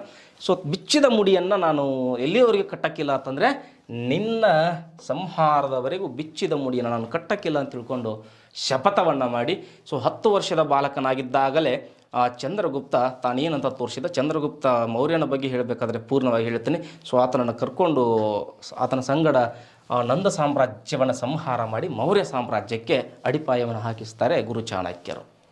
ಸೊ ಅದಕ್ಕೆ ನಮ್ಗೆ ಈ ನಂದ ಸಾಮ್ರಾಜ್ಯದೊಳಗೆ ಇಂಪಾರ್ಟೆಂಟ್ ಸ್ಥಾಪಕನಾಗ್ತಾನೆ ಮತ್ತು ಧನನಂದನ ಆಗ್ತಾನೆ. ಸೊ ಎಸ್, ಇವೆಲ್ಲವನ್ನು ನೀವು ಬರ್ಕೊಂಡ್ರಿ ಅಂತ ಅಂದ್ಕೊಳ್ತೀನಿ. ಇವತ್ತಿನ ಕ್ಲಾಸ್ ವೆರಿ ಟೇಸ್ಟ್ ಆಗಿರ್ತದೆ. ಸೊ ಅದಕ್ಕೆ ಪದೇ ಪದೇ ಹೇಳ್ತೀನಿ. ಸೊ ಭಾರತದ ಮೇಲೆ ವಿದೇಶಿಯರ ದಾಳಿ ಅಂತ ಬರ್ತದೆ. ಈ ಭಾರತದ ಮೇಲೆ ವಿದೇಶಿಯರ ದಾಳಿ ಅಂತ ಬಂದಾಗ ಪರ್ಷಿಯನ್ನರು, ಗ್ರೀಕರು, ಸೊ ಬ್ಯಾಕ್ಟೀರಿಯನ್ನರು ಹೀಗೆಲ್ಲ ಬರ್ತವೆ. ಇಲ್ಲಿ ಮೊದಲಿಗೆ ಬಂದವರು ಯಾರು ಅಂತ ಸಿಗ್ತದೆ ನಮ್ಗೆ? ಪರ್ಷಿಯನ್ರು ಅಂತ ಸಿಗ್ತದೆ. ಈ ಎಕ್ಸಾಮ್ ಅಂತ ಬಂದಾಗ ನಮ್ಮ KPSC ಅವ್ರು ಎಷ್ಟು ಬೆಸ್ಟ್ ಅಂತೇನ್ರಿ. KS ಪ್ರಶ್ನೆ 4 ಪ್ರಶ್ನೆಗಳು ಬಂದವ್ರಿ ಪರ್ಷಿಯನ್ರ ಮ್ಯಾಗ. ಹಳೆ ಕ್ವಶನ್ ಪೇಪರ್ ತೆಗೆದು ನೋಡ್ರಿ. ಈ ಗ್ರೀಕರ ಅಂತ ಬಂದಾಗ ಅಲೆಕ್ಸಾಂಡರ್ ಇರ್ತಾನೆ. ಸೊ ನೋಡೋಣಂತ ಕ್ಲಿಯರಾಗಿ ಅವ್ರ ಬಗ್ಗೆ ಕೂಡ. ಇಲ್ಲಂತೂ ವೆರಿ ಇಂಪಾರ್ಟೆಂಟ್ ಪರ್ಷಿಯನರಿಗೆ ಹೋಗ್ತಾ ಇದ್ದೀನಿ. ಎಸ್, ಆ ಪರ್ಷಿಯನರ ಬಗ್ಗೆ ನೋಡೋದಾತು ಅಂತಂದ್ರೆ ಅಲ್ಲಿ ಒಂದು 3-4 ಜನ ಬರ್ತಾರೆ. ಒಂದನೇ ಸೈರಸ್, ಅವಾಗ ಸೈರಸ್ 1 ಅಂತ ಕರೀತಾರೆ. ಸೈರಸ್ 1 ಅಥವಾ 1ನೇ ಸೈರಸ್ ಅಂತೇಳಿ. ಸೊ ಸೆಕೆಂಡ್ ಪರ್ಸನ್ ಬರ್ತಾರೆ ಡೇರಿಯಸ್. ಯಾರ್ರಿ? ಡೇರಿಯಸ್ ಅಥವಾ ಧಾರಾಷ್ಟ್ರ ಅಂತ ಕರೀತಾರೆ. ಇವಂಗ ಏನಂತ ಕರೀತಾರೆ? ಧಾರಾಷ್ಟ್ರ ಅಂತ ಕರೀತಾರೆ. ಸೊ ಇನ್ನೊಬ್ಬರು ಇವ್ರ ನಂತರ ಬಂದಿರ್ತಾರೆ. ಅವ್ರನ್ನ 2ನೇ ಸೈರಸ್ ಅಂತ ಕರೀತಾರೆ. ಇಲ್ಲಿ ಇಂಪಾರ್ಟೆಂಟ್ ಆಗಲ್ಲ. ಸೊ ಲಾಸ್ಟು 3ನೇ ಅವನು ಬರ್ತಾನೆ ಸೆರಾಕ್ಸಸ್. ಒಂದ್ಸಲ ಅಂದು ನೋಡ್ರಿ, ಸರಾಕ್ಸಸ್ ಏನ್ರಿ? ಸರಾಕ್ಸಸ್. ಸೊ ಇಲ್ಲಿ ಇವರು ಮತ್ತು ಇವರು ಇಂಪಾರ್ಟೆಂಟ್ ಆಗ್ತಾರೆ. Very important. ಎಲ್ಲಿಗೆ ಬಂದು ನಿಲ್ತದೆ ನೋಡ್ರಿ ಪ್ರಶ್ನೆ KS ಒಳಗೆ. ಸೊ 1ನೇ ಸೈರಸ್ನ ಬಗ್ಗೆ 1-2 ಪಾಯಿಂಟ್ ಅಷ್ಟೇ ಇಂಪಾರ್ಟೆಂಟ್ ಆಗ್ತವೆ. ಭಾರತದ ಮೇಲೆ ದಾಳಿ ಮಾಡಿದಂತಹ ಈ 1ನೇ ಸೈರಸ್ ಪರ್ಷಿಯನ್ ಸಾಮ್ರಾಜ್ಯದಲ್ಲಿ, ಬ್ರಾಕೆಟ್ನಾಗ ಇರಾನ್ ಅಂತ ಬರ್ಕೊಳ್ರಿ, ಪರ್ಷಿಯನ್ ಸಾಮ್ರಾಜ್ಯದಲ್ಲಿ ಸ್ವತಂತ್ರವಾಗಿರುವಂತಹ ಒಂದು ಪ್ರಬಲವಾದ ಕೇಂದ್ರೀಕೃತವಾದ ಒಂದು ಸಾಮ್ರಾಜ್ಯವನ್ನು ಕಟ್ತಾನೆ. ಆ ಸಾಮ್ರಾಜ್ಯವನ್ನು ಅಖೇಮಿಯನ್ ಸಾಮ್ರಾಜ್ಯ ಅಂತ ಕರೀತಾರೆ. ಯಾವ ಸಾಮ್ರಾಜ್ಯ? ಅಖೇಮಿಯನ್. ಯಾವ ಸಾಮ್ರಾಜ್ಯ ರೀ? ಅಖೇಮಿಯನ್ ಸಾಮ್ರಾಜ್ಯ ಅಂತ ಕರೀತಾರೆ. ಯಾರು ಸ್ಥಾಪಕರು? 1ನೇ ಸೈರಸ್. ಇಲ್ಲಿ ಇಸ್ವಿ ಅದಾವ 558, 530 ಬರ್ತಾನೆ. ಇಲ್ಲಿ ಮೈನಸ್ ಆಗಿ ಬರ್ತದೆ. ಓಕೆ, ಆ ಸಾಮ್ರಾಜ್ಯವನ್ನು ನಿರ್ಮಾಣ ಮಾಡಿ ಭಾರತದ ಕಡೆಗೆ ತನ್ನ ದಾಳಿಗಳನ್ನು ಕೈಗೊಳ್ತಾನೆ. ಆತನೇ ಮೊದಲ ವ್ಯಕ್ತಿಯಾಗಿರ್ತಾನೆ ಪರ್ಷಿಯನ್ರಲ್ಲಿ ಭಾರತಕ್ಕೆ ಬಂದಂತಹ ಮೊದಲನೆಯವನು. ಸೊ ಬಂದು ಭಾರತದ ಒಂದು 3 ಸ್ಥಳಗಳನ್ನು ಗೆಲ್ತಾನೆ. ಅವನ್ನ ಕೋಡ್ವರ್ಡ್ ಹಿಂಗಿಟ್ಬಿಡ್ರಿ, GTP ಅಂತಿಡ್ರಿ, ಗೊತ್ತಾಗ್ತದೆ. ಒಂದು ಗಾಂಧಾರ, ಒಂದು ಯಾವುದ್ರಿ? ಗಾಂಧಾರ. T ತಕ್ಷಶಿಲಾ. T ಯಾವುದು? ತಕ್ಷಶಿಲಾ. P ಅಂದ್ರೆ ಎಸ್ ಪೇಶಾವರ, ಪಂಜಾಬ್ ಅಂತ ಬರಿಬೇಡ್ರಿ, ಪೇಶಾವರ. ಎಸ್, 1ನೇ ಸೈರಸ್ ಭಾರತದ ಮೇಲೆ ದಾಳಿಯನ್ನು ಮಾಡ್ಯಾರ. ಎಷ್ಟು ಸ್ಥಳಗಳನ್ನು ಗೆದ್ದನ? 3 ಸ್ಥಳಗಳು. GTP ಅಂತ ಬರೀರಿ. ಒಂದೊಂದು ವಿವರಣೆ ಕೇಳಿದ್ರೆ ಗಾಂಧಾರ, ತಕ್ಷಶಿಲಾ ಮತ್ತು ಪೇಶಾವರಗಳನ್ನು ಗೆದ್ದಾನ. ಸೊ ಆತನ ನಂತರ ಅವನ ಮಗನೇ ಆಗಿರ್ತಕ್ಕಂತಹ ಡೇರಿಯಸ್ ಭಾರತದ ಮೇಲೆ ದಾಳಿಗಳನ್ನು ಕೈಗೊಳ್ತಾನೆ. ಯಾಕೆ ಇವರು ಭಾರತದ ಮೇಲೆ ದಾಳಿಗಳನ್ನು ಮಾಡಲಿಕ್ಕತ್ತಿದ್ದಾರೆ? ಎಸ್, ಸಂಪತ್ತಿನ ವ್ಯಾಮೋಹ. ಭಾರತ ಅತ್ಯಂತ ಶ್ರೀಮಂತವಾಗಿತ್ತು. ಸೊ ಅದನ್ನು ಅಲೆಕ್ಸಾಂಡರ್ನ ಬಗ್ಗೆ ಬಂದಾಗ ಇನ್ನೂ ಹೆಚ್ಚಿನ ಮಹತ್ವ ಕೊಟ್ಟು ಹೇಳ್ತೇನೆ. ಸೊ ಈ ಡೇರಿಯಸ್ ಭಾರತದ ಮೇಲೆ ದಾಳಿಗಳನ್ನು ಕೈಗೊಳ್ತಾನೆ. ಸೊ ವರ್ಷ 518, ಇದು ಕ್ರಿಸ್ತ ಪೂರ್ವ ಆಗಿರ್ತದೆ. 518 ಇವನು SP-ಗಳನ್ನು ಗೆದ್ದುಕೊಂಡ ಅಂತ ಹೇಳ್ತಾರೆ. ಏನ್ರಿ? SP. ಎಸ್ ಅಂದರೆ ಸಿಂಧ್ ಪ್ರಾಂತ್ಯ. ಯಾವ ಪ್ರಾಂತ್ಯ? ಸಿಂಧ್ ಪ್ರಾಂತ್ಯ. P ಅಂದ್ರೆ ಪಂಜಾಬ್. ಭಾಳ ಇಂಪಾರ್ಟೆಂಟ್, ವೆರಿ ಇಂಪಾರ್ಟೆಂಟ್. ನಾ ಹೇಳತ್ತಿದ್ದು ವೆರಿ ಇಂಪಾರ್ಟೆಂಟ್. ಇಲ್ಲೇನು ಸಿಂಧ್ ಪ್ರಾಂತ್ಯವನ್ನು ಗೆದ್ದಾನಲ್ಲ, ಈ ಡೇರಿಯಸ್ ಆಡಳಿತ ಮಾಡಬೇಕು ಅಂತಂದ್ರೆ ತನ್ನ ಪ್ರಾಂತ್ಯಗಳಿಗೆ ಸತ್ರಪಗಳು ಅಂತ ಕರಿತಿದ್ದ. ಏನಂತ ಕರಿತಿದ್ದೀನಿ ರೀ? ಏನ್ರಿ? ಸತ್ರಪ. ನೋ ಸತ್ರಪೋ, ಸತ್ರಪ ಅಂತ ಕರೀತಿದ್ದ. ಒಟ್ಟು ಆತನ ಸತ್ರಪಗಳ ಸಂಖ್ಯೆ 22 ಆಗಿತ್ತು. ಎಷ್ಟಾಗಿತ್ತು? ಒಟ್ಟು ಡೇರಿಯಸ್ನ ಸತ್ರಪಗಳ ಸಂಖ್ಯೆ 22 ಆಗಿತ್ತು. ಇಲ್ಲೇನು ಸಿಂಧನ ಗೆದ್ದಿದ್ನಲ್ಲ, ಸಿಂಧ್ ಪ್ರಾಂತ್ಯವನ್ನು ಗೆದ್ದಿದ್ನಲ್ಲ, ಆ ಸಿಂಧ್ ಪ್ರಾಂತ್ಯವನ್ನು ತನ್ನ 20ನೇ ಸತ್ರಪವನ್ನಾಗಿ ಮಾಡಿಕೊಂಡಿದ್ದ. ಇದು KS ಎಕ್ಸಾಮಿಗೆ ಬಂದಿರೋ ಪ್ರಶ್ನೆ. ಡೇರಿಯಸ್ ಭಾರತದ ಮೇಲೆ ದಾಳಿ ಮಾಡ್ಯಾನ, 518ಕ್ಕೆ SP ಗಳನ್ನು ಗೆದ್ದಾನ, ಅಂದ್ರೆ ಸಿಂಧ್ ಮತ್ತು ಪಂಜಾಬ್ಗಳನ್ನು ಗೆದ್ದಾನ. ಸಿಂಧ್ ಗೆದ್ದ ತಕ್ಷಣಕ್ಕೆ ತನ್ನ ಒಟ್ಟು 22 ಸತ್ರಪ ಇದ್ದು ಅಂತ, ಅದರೊಳಗೆ 20ನೇ ಸತ್ರಪ ಯಾವುದನ್ನಾಗಿ ಮಾಡಿಕೊಂಡಿದ್ದ ಅಂದರೆ ಸಿಂಧ್ ಪ್ರಾಂತ್ಯವನ್ನು ಮಾಡಿಕೊಂಡಿದ್ದ. ಯಾವ ಕಾರಣಕ್ಕಾಗಿ? ಯಾವ ಕಾರಣಕ್ಕಾಗಿ? Very important. ಕಾರಣನೇ ಇಂಪಾರ್ಟೆಂಟ್. ಇಲ್ಲಿ ಈ ಸಿಂಧ್ ಪ್ರಾಂತ್ಯದಿಂದ ಪರ್ಷಿಯನ್ ಸಾಮ್ರಾಜ್ಯಕ್ಕೆ ಅಥವಾ ಡೇರಿಯಸ್ನ ಸಾಮ್ರಾಜ್ಯಕ್ಕೆ ಅಥವಾ ದಾರಾಷ್ಟ್ರನ ಸಾಮ್ರಾಜ್ಯಕ್ಕೆ ಒಂದು ವರ್ಷಕ್ಕೆ 1 ಕೋಟಿ ಬೆಲೆ ಬಾಳುವ 1 ಕೋಟಿ ಬೆಲೆ ಬಾಳುವ ಚಿನ್ನದ ಪುಡಿ, ಏನ್ರಿ? ಚಿನ್ನದ ಹುಡಿ ಅಂತಾರ ಅದಕ್ಕೆ. ಚಿನ್ನದ ಪುಡಿ ಕಪ್ಪ ಕಾಣಿಕೆಯಾಗಿ, ಯಾವ ಕಾಣಿಕೆಯಾಗಿ? ಕಪ್ಪ ಕಾಣಿಕೆಯಾಗಿ ಡೇರಿಯಸ್ನ ಸಾಮ್ರಾಜ್ಯವನ್ನು ಸೇರುತ್ತಿತ್ತು. ಅವಾಗಿನ ಕಾಲಕ್ಕೆ ಹೇಳತ್ತೇನೆ, ಕ್ರಿಸ್ತಪೂರ್ವ 5ನೇ ಶತಮಾನದಾಗ ಎಷ್ಟು ಕೋಟಿ ಮೌಲ್ಯ? 1 ಕೋಟಿ ಮೌಲ್ಯದ. ಹಬ್ಬ, ಎಷ್ಟು ಶ್ರೀಮಂತವಾಗಿತ್ತು ಭಾರತ ರಾಷ್ಟ್ರ. ಸೊ ಆ ಪುಡಿ ಸಲುವಾಗಿ ಸಿಂಧನ್ನು ತನ್ನ 20ನೇ ಸತ್ರಪವನ್ನಾಗಿ ಮಾಡಿಕೊಂಡಿದ್ದ ಒಂದು ಕಾರಣ. ಹಾಗಾದರೆ ಈಗ ನಾ ಹೇಳತ್ತೇನಲ್ಲ, 20ನೇ ಸತ್ರಪ ಆಗಿತ್ತು, ಯಾವುದರ ಆಧಾರದ ಮೇಲೆ ಅಂತ ಕೇಳಬಹುದು. ಒಬ್ಬ ಗ್ರೀಕ್ ಬರಹಗಾರ ಬರ್ತಾನೆ. ಯಾರ್ರಿ? ಗ್ರೀಕ್ ಬರಹಗಾರ ಬರ್ತಾನೆ. ಅವನ ಹೆಸರು ಝೆನೋಪೆನ್ ಅಂತ. ಯಾರ್ರಿ? ಝೆನೋಪೆನ್. ಯಾವ ಪೆನ್? ಜೆನೋಪೆನ್ ಅಂತ ಅವನ ಹೆಸರು. ಆ ಜೆನೋಪೆನ್ ಹೇಳ್ತಾನ, ಡೇರಿಯಸ್ ತನ್ನ ಆಡಳಿತದ 22 ಸತ್ರಪಗಳಲ್ಲಿ ಸಿಂಧ್ ಪ್ರಾಂತ್ಯವನ್ನು ತನ್ನ 20ನೇ ಸತ್ರಪವನ್ನಾಗಿ ಮಾಡಿಕೊಂಡಿದ್ದನು ಅಂತ. ಒಂದು ಓಕೆ. ಇನ್ನೊಂದದ, ಡೇರಿಯಸ್ಸನ 2 ಶಾಸನಗಳದವ. ಬೆಹಿಸ್ತಾ ಅಂತ ಸ್ಥಳ. ಯಾವುದ್ರಿ? ಬೆಹಿಸ್ತಾದ ಶಾಸನಗಳು ಅಂತ ಹೇಳ್ತಾರೆ. ಒಂದು ಪರ್ಸೆಪೋಲಿಸ್ ಅಂತ. ಒಂದೇನ್ರಿ? ಪರ್ಸ್ ಪೊಲೀಸ್ ಅಲ್ಲ, ಮತ್ತು ಕಳ್ಳ ಪೊಲೀಸ್ ಅಂತ ಬರ್ದಿರಿ ನೋಡ್ರಿ. ಬೆಹಿಸ್ತಾದ ಶಾಸನಗಳು ಪರ್ಸೆಪೋಲಿಸ್ ಅಂತ ಒಂದು. ಇನ್ನೊಂದು ನಕ್ಷ ಐ ರುಸ್ತುಮ್. ಈ 2 ಶಾಸನಗಳು ಡೇರಿಯಸ್ಸನು ಸಿಂಧ್ ಪ್ರಾಂತ್ಯವನ್ನು ತನ್ನ 20ನೇ ಸತ್ರಪವನ್ನಾಗಿ ಮಾಡಿಕೊಂಡಿದ್ದನು ಎಂದು ತಿಳಿಸುತ್ತವೆ. ಇಲ್ಲೇನು ಬರ್ದಿನಲ್ರಿ, ಇವು ಎಲ್ಲವೂ ಸೇರಿ ನಾ ಹೇಳಿದೆ ಒಂದು 4 ಪ್ರಶ್ನೆಗಳು ಬಂದವು. ಎಲ್ಲಿ ಅಂತಂದ್ರೆ KSನಾಗ ಆ 4 ಪ್ರಶ್ನೆಗಳು ಯುವಕರ ಮೇಲೆ ಬಂದಿರೋದು. ಓಕೆ, PC ಎಕ್ಸಾಮಿಗೆ ಕೇಳ್ಯಾರ ಡೇರಿಯಸ್ಗೆ ಏನಂತ ಕರೀತಾರೆ ಅಂತೇಳಿ, ಧಾರಾಷ್ಟ್ರ ಅಂತ ಕರೀತಾರಂತ ಪಟ್ಟಣ ಹೇಳಿಬಿಡ್ಬೋದು. ನೋಡ್ರಿ, 1ನೇ ಸೈರಸ್ ಗೆದ್ದಿದ್ದು GTP ಅಂತ ಹೇಳಿದೆ. ಗಾಂಧಾರ್, ತಕ್ಷಿಲಾ ಮತ್ತು ಪೇಶಾವರ ಇವನಿಗೆ ಗೆದ್ದದ್ದು SP ಮಾತ್ರ. ಸಿಂಧ್ ಮತ್ತು ಪಂಜಾಬ್, ಅದರೊಳಗೆ ಸಿಂಧನ 20ನೇ ಪ್ರಾಂತ್ಯ ಮಾಡ್ಕೊಂಡಿದ್ದ ಅನ್ನಲಿಕ್ಕೆ ಇಷ್ಟು ಒಂದು ಕಾರಣ ಮತ್ತು 2 ಅದಕ್ಕೆ ಬೇಕಾಗಿರ್ತಕ್ಕಂತಹ ಒಂದು ಸಹಾಯಕ ಪಾಯಿಂಟ್ಗಳಿವು. ಇವೆಲ್ಲವೂ ನೀವು ಬರ್ಕೊಂಡ್ರಿ ಅಂತ ಅಂದ್ಕೊಳ್ತೀನಿ. ಓಕೆ, ಹಾಗೆ ಈತನ ನಂತರ ಭಾರತಕ್ಕೆ ಬಂದವನು ಕ್ಸರಾಕ್ಸಸ್ ಅಂತ ಹೇಳ್ತಾರೆ. ಸೊ ಯಾರಿ? ಕ್ಸರಾಕ್ಸಸ್. ಸೊ ಈ ಕ್ಸರಾಕ್ಸಸ್ ವೆರಿ ಇಂಪಾರ್ಟೆಂಟ್. ಇದು ಕೂಡ ಎಕ್ಸಾಮಿಗೆ ಬಂದಿರೋದು ವೆರಿ ವೆರಿ ಇಂಪಾರ್ಟೆಂಟ್. ಯಾಕೆ ಅಂತಂದ್ರೆ ಕ್ಸರಾಕ್ಸಸ್ ಭಾರತಕ್ಕೆ ಬಂದಾಗ ತನ್ನ ಸೈನ್ಯದಲ್ಲಿ ಭಾರತೀಯರಿಗೆ ಅವಕಾಶ ಕೊಟ್ಟ. ಯಾರಿಗೆ ಅವಕಾಶ ಕೊಟ್ಟ? ತನ್ನ ಸೈನ್ಯದಲ್ಲಿ ಭಾರತೀಯರನ್ನು ನೇಮಿಸಿಕೊಂಡ. ಏನು ದೊಡ್ಡಾಗದ ಅದಲ್ಲ, ನೇಮಿಸಿಕೊಂಡು ಅವ್ರಿಗೆ ಏನಂತ ಕರ ನಮ್ದು ಇಂಪಾರ್ಟೆಂಟ್ ಆಗುತ್ತೆ. ಸೊ ಅವರಿಗೆ ಗಾಂಧಾರಿಯನ್ನರು ಅಂತ ಕರೆದ. ಏನಂತ ಕರೆದನ್ರಿ? ಗಾಂಧಾರಿಯನ್ನರು ಅಂತ ಕರೆದ. ಯಾರು ಕರೆದ್ರು? ಕ್ಸರಾಕ್ಸಸ್ ತನ್ನ ಸೈನ್ಯದೊಳಗೆ ಪ್ರಪ್ರಥಮ ಬಾರಿಗೆ ಭಾರತೀಯರನ್ನು ನೇಮಿಸಿಕೊಂಡು ಅವ್ರಿಗೊಂದು ಹೆಸರು ಕೊಟ್ಟ. ಆ ಹೆಸರು ಗಾಂಧಾರಿಯನ್ನರು ಅಂತ ಹೆಸರು. ಸೊ ಹಾಗಾದರೆ ಭಾರತದ ಮೇಲೆ ದಾಳಿ ಮಾಡಿದಂತಹ ಈ ಪರ್ಷಿಯನ್ನರಿಂದ ಆಗಿರ್ತಕ್ಕಂಥ ಪರಿಣಾಮಗಳು ಏನು? ಹೌದಲ್ಲ, ವಿದೇಶಿಯರು ಭಾರತದ ಮೇಲೆ ದಾಳಿ ಮಾಡತ್ತಾರೋ, ಅದರಿಂದ ಏನೋ ರಿಸಲ್ಟ್ ಬೇಕಲ್ಲ, ನಮಗೆ ಹೆಲ್ಪ್ ಆಯ್ತು ಏನೋ ನಮಗೆ ಕೆಡಕಾಯ್ತು, ಇವೆಲ್ಲ ಬೇಕಲ್ಲ. ಸೊ ಮೊದಲನೇ ಪಾಯಿಂಟ್ ಹೇಳ್ತದೆ ಏನು ಅಂತಂದರೆ, ಸೊ ಈ ನಮ್ಮ ಭಾರತ ಅಂತ ಏನದಲ್ಲ, ಇದು ಯಾವ ದಿಕ್ಕ್ರಿ? ವಾಯವ್ಯ ದಿಕ್ಕು ಅಂತ ಹೇಳ್ತೀವಿ. ಯಾವ ದಿಕ್ಕು?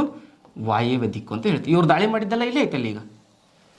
ಸೊ ಅದೇ ಒಂದು ಪಾಯಿಂಟ್ ಆಗ್ತದೆ. ಏನು ಅಂತಂದ್ರೆ, ಪರ್ಷಿಯನ್ನರ ದಾಳಿಯಿಂದಾಗಿ ಭಾರತದ ವಾಯವ್ಯ ಭಾಗವು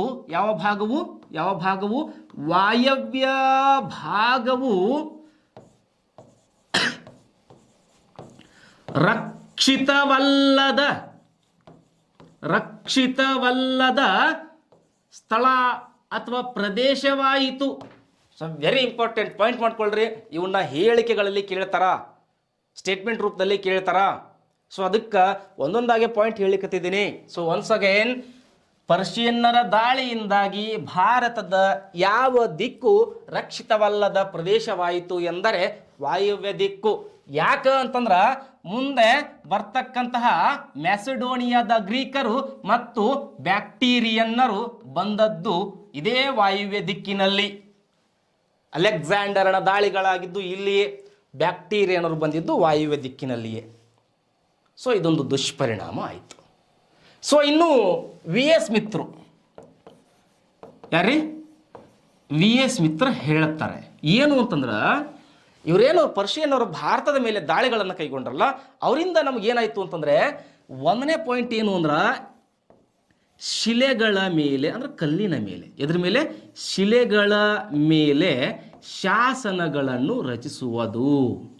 ಶಿಲೆಗಳ ಮೇಲೆ ಏನು ರಚನೆ ಮಾಡೋದು ಕಲ್ತ್ವಿ? ಶಾಸನಗಳನ್ನು ರಚನೆ ಮಾಡೋದು. ಅಷ್ಟೇ ಅಲ್ಲ, ಶಾಸನಗಳನ್ನು ರಚಿಸಿದ ಆದ ಮೇಲೆ ಅವುಗಳಿಗೆ ಹೊಳಪನ್ನು ಕೊಡುವುದು. ಏನು ಕೊಡಿದ್ರಿ? ಹೊಳಪು ಕೊಡುವುದನ್ನು ಕಲಿತೀವಂತೆ.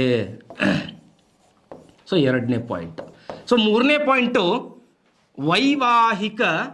ವೈವಾಹಿಕ ಸಂಬಂಧಗಳು ಏರ್ಪಟ್ಟವು. ನಾಲ್ಕನೇದ್ದು, ಖರೋಷ್ಠಿ ಲಿಪಿಯ ಪರಿಚಯವಾಯಿತು. Very important. ಯಾವ ಲಿಪಿ ರೀ? ಖರೋಷ್ಠಿ ಲಿಪಿಯ ಪರಿಚಯವಾಯಿತು. ಇನ್ನೊಂದದೇ ಚಂದ್ರಗುಪ್ತ ಮೌರ್ಯನ ಬಗ್ಗೆ ಹೇಳಬೇಕಾದ್ರೆ ಆ ಪಾಯಿಂಟ್ ಬರ್ತದೆ, ಹೆಣ್ಣು ಅಂಗರಕ್ಷಕರು, ಹೆಣ್ಮಕ್ಳನ್ನು, ಬಾಡಿಗಾರ್ಡ್, ಹೆಣ್ಣು ಅಂಗರಕ್ಷಕರನ್ನು ಹೊಂದುವಂತಹ ಪರಿಪಾಠ ಬೆಳೆಯಿತು. ಹಾಗೆ ಭಾರತೀಯರಲ್ಲಿ ಒಗ್ಗೂಡುವಿಕೆ ಕೂಡ ಇವರಿಂದಲೇ ಬಂತು ಅಂತ ಹೇಳ್ತಾರೆ. ಸೊ ಇವತ್ತಿನ ಈ ತರಗತಿ ಒಳಗೆ ಇಲ್ಲಿವರೆಗೆ ಏನು ಹೇಳಿದ್ನಲ್ಲ, ಎಲ್ಲವೂ ಭಾಳ ಮಹತ್ವದ ಅಂಶಗಳೇ, ಎಲ್ಲವೂ ಎಕ್ಸಾಮಿಗೆ ಬಂದವ. ಸೊ ಅದಕ್ಕೆ ಒಂದೊಂದಾಗಿ ಹೇಳ್ತೀನಿ. ಡಿಸ್ಕ್ರಿಪ್ಟಿವ್ ಪಾಯಿಂಟ್ ಬಂತು ಅಂತಂದ್ರೆ, ಪ್ರಶ್ನೆ ಬಂತು ಅಂತಂದ್ರೆ 4 ಆಪ್ಷನ್ನು, 5 ಆಪ್ಷನ್ಗಳಾಗ್ತವೆ, 6 ಆಪ್ಷನ್ಗಳಾಗ್ತವೆ. ಯಾವುದಾದ್ರೂ ತೆಗೆದು ಕೇಳ್ಬೋದು, ಇಲ್ಲ ಯಾವುದಾದ್ರೂ ಒಂದು ಹೊಸದನ್ನು ಹಾಕಿ ಕೇಳ್ಬೋದು. ಸೊ ಅದಕ್ಕೆ ಇವೆಲ್ಲಗಳನ್ನು ಪಾಯಿಂಟ್ ಮಾಡ್ಕೊಳ್ರಿ. ಸೊ ಇನ್ನು ನಂತರದಲ್ಲಿ ನೋಡೋಣ. ಸೊ ಮತ್ತೆ ನಾನು ಮೊದಲೇ ಸ್ಲೈಡ್ಗೆ ಹೋಗ್ತಾ ಇದ್ದೀನಿ. ಒನ್ಸ್ ಅಗೇನ್ ರಿವಿಷನ್ ಬರ್ತಿದ್ದೀನಿ, ಅಲ್ಲಿ ಕೆಲವಷ್ಟು ಅಂಶಗಳನ್ನು ಬರೆದಿರಲಿಲ್ಲ. ಸೊ ಅಲ್ಲಿಗೆ ಹೋಗೋಣ. ಆತ್ಮೀಯ ವಿದ್ಯಾರ್ಥಿಗಳೇ, ಸೊ ಇಲ್ಲಿ ನೋಡ್ರಿ, ಹೀನಾಯಾನ ಮಹಾಯಾನದ ಬಗ್ಗೆ ಬರೆದಿದ್ದೆ, ಮಹಾಜನಪದಗಳ ಬಗ್ಗೆ ಬರೆದಿದ್ದೆ, ಸೊ ಸಂತತಿಗಳ ಬಗ್ಗೆ ಇತ್ತು. ಈಗ ನಾವು ಬೇಕಾಗಿರೋದು ಬಿಂಬಸಾರನ ಬಗ್ಗೆ ಒನ್ಸ್ ಅಗೇನ್ ಹೇಳಿಕತ್ತಿದ್ದೀನಿ. ಸೊ ಬಿಂಬಸಾರ ಮದುವೆಯಾಗಿದ್ದು ಎಷ್ಟು ಜನರನ್ನು? 500 ಮಂದಿ. ಎಷ್ಟು ಸಾವಿರ ಹಳ್ಳಿಗಳು ಆತನ ಕೈಯೊಳಗಿದ್ದವು? 80,000. ಈ 500 ಮಂದಿಯಾಗ 4 ಜನ ಪ್ರಮುಖವಾಗಿ ಬರ್ತಾರೆ. ಒಬ್ಬರು ಕೋಶಲಾದೇವಿ ಅಥವಾ ಕೋಸಲದೇವಿ, ಎರಡರಾಗ ಒಂದು ಸ ಬರ್ಕೊಳ್ರಿ, ಕೋಶಲಾದೇವಿ. ಮುಂದೆ ಮಹಾ ಅಂತಲೂ ಬಳಸ್ತಾರೆ ಕೆಲವರು ಪುಸ್ತಕದಲ್ಲಿ ನೋಡೀನಿ. ಈಕೆಯ ಸಹೋದರ ಯಾರಂತ ಬೇಕು? ಪ್ರಸನ್ನಜೀತ ಅಥವಾ ಪ್ರಸೇನಜೀತ ಅಂತ ಕರೀತಾರೆ. ಸೊ ನಂತರದಲ್ಲಿ ಮಗಳು ಚಲ್ಹಣ ಅಂತ ಬರ್ತಾಳೆ. ಈಕೆ ಚೇತಕನ ಮಗಳು. ಯಾರ ಮಗಳು? ಚೇತಕನ ಮಗಳು. ಯಾವ ರಾಜ್ಯ ಅಂತಂದ್ರೆ ವೈಶಾಲಿ. ಯಾವ ರಾಜ್ಯ ರೀ? ವೈಶಾಲಿ. ಸೊ ಮತ್ತೊಬ್ಬಳು ಹೇಳಿದೆ ಖೇಮ, ದೊಡ್ಡ ಖೇಮ ಅಂತ ಬರ್ತಾಳೆ. ಸೊ ನಂತರದಲ್ಲಿ ಈಕೆ ಮಾದ್ರ ರಾಜ್ಯ. ಯಾವ ರಾಜ್ಯ? ಮಾದ್ರ ರಾಜ್ಯ. ಮೂದ್ರಕನ ಮಗಳು. ಯಾರ ಮಗಳು? ಮೂದ್ರಕನ ಮಗಳು. ಸೊ ಲಾಸ್ಟ್ ಒನ್ ಹೇಳಿದೆ ವಾಸವಿ ಅಥವಾ ವೈದೇಹಿ ಅಂತ ಹೇಳಿದೆ. ಸೊ ಒನ್ಸ್ ಅಗೇನ್ ಕೋಸಲಾದೇವಿ ಮದುವೆ ಆದ ತಕ್ಷಣಕ್ಕೆ ಅವ್ನು ಬಳುವಳಿಯಾಗಿ ಬಂದದ್ದು ಯಾವ ಪ್ರದೇಶ? ಕಾಶಿ ಪ್ರಾಂತ್ಯ. ಯಾವ ಪ್ರಾಂತ್ಯ? ಕಾಶಿ ಪ್ರಾಂತ್ಯ. ಸೊ ನಂತರದಲ್ಲಿ ಚಲ್ಲನನ ಮದುವೆ ಆದ ತಕ್ಷಣಕ್ಕೆ ಬಂದಿದ್ದು ಯಾವುದು ಅಂತಂದರೆ ನೇಪಾಳದವರೆಗೂ. ಎಲ್ಲಿಯವರೆಗೂ ಗಡಿ ವಿಸ್ತಾರ?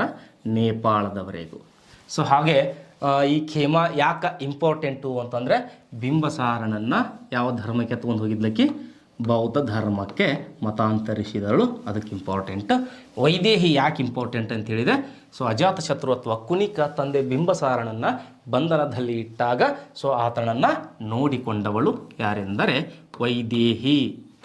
ಸೊ ಹಾಗೆ ಇನ್ನೊಂದೆರಡು ಪಾಯಿಂಟ್ ಹೇಳಿದ್ದೆ. ಒಂದು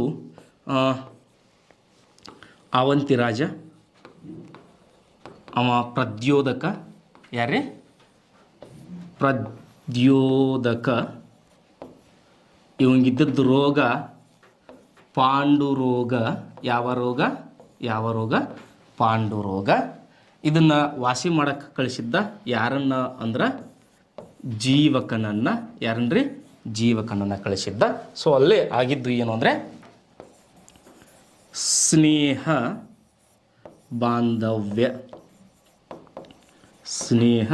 ಬಾಂಧವ್ಯ.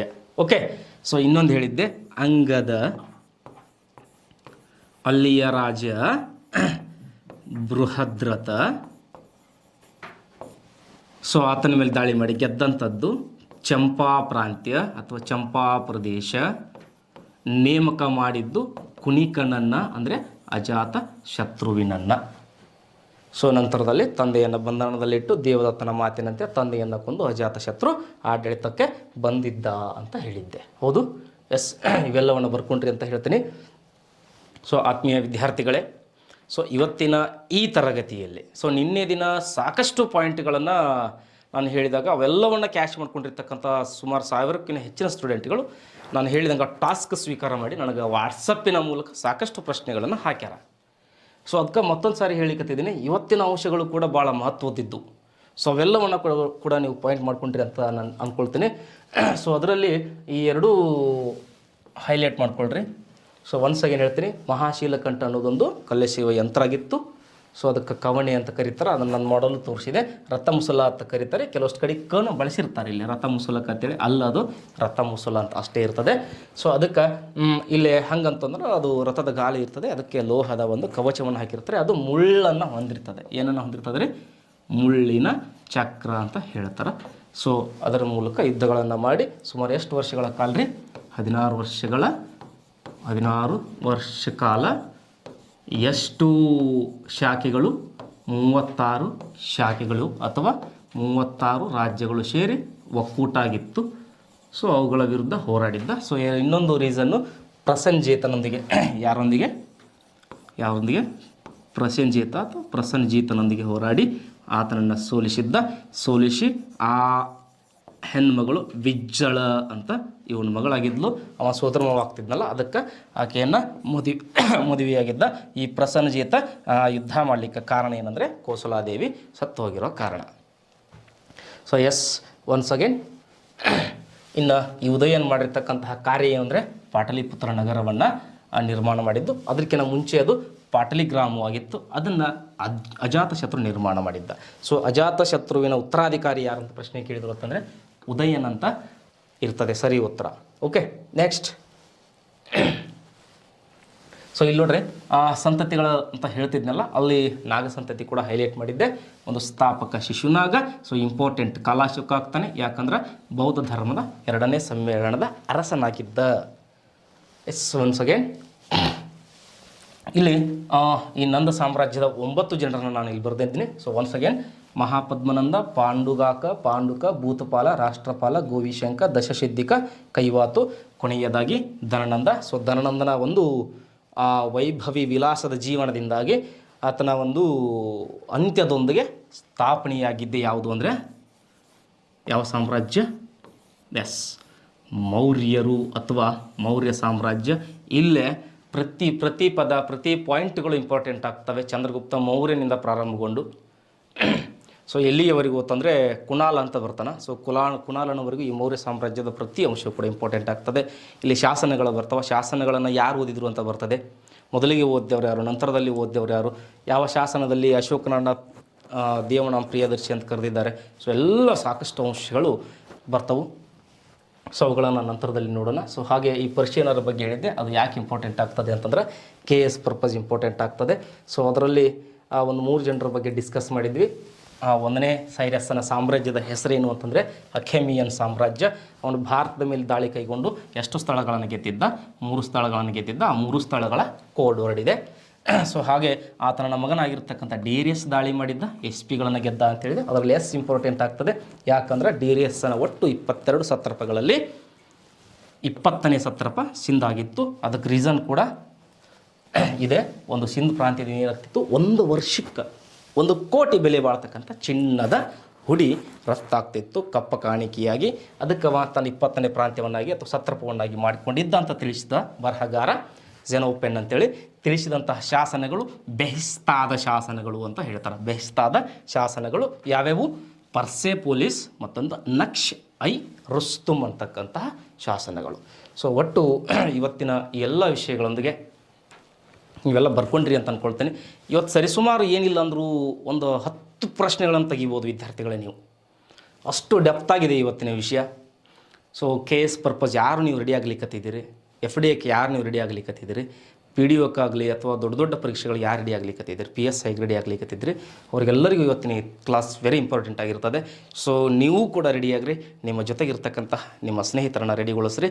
ಸೊ ಮತ್ತೊಮ್ಮೆ ಮಗದೊಮ್ಮೆ SLF ಫೌಂಡೇಶನ್ದಿಂದ ಸೊ ನಾನು ನಿಮ್ಮವ ಮಹಾಂತೇಶ್. ನಮಸ್ಕಾರ ಆತ್ಮೀಯ ವಿದ್ಯಾರ್ಥಿಗಳೇ, ನಾಳೆ ನಿಮ್ಮೊಂದಿಗೆ.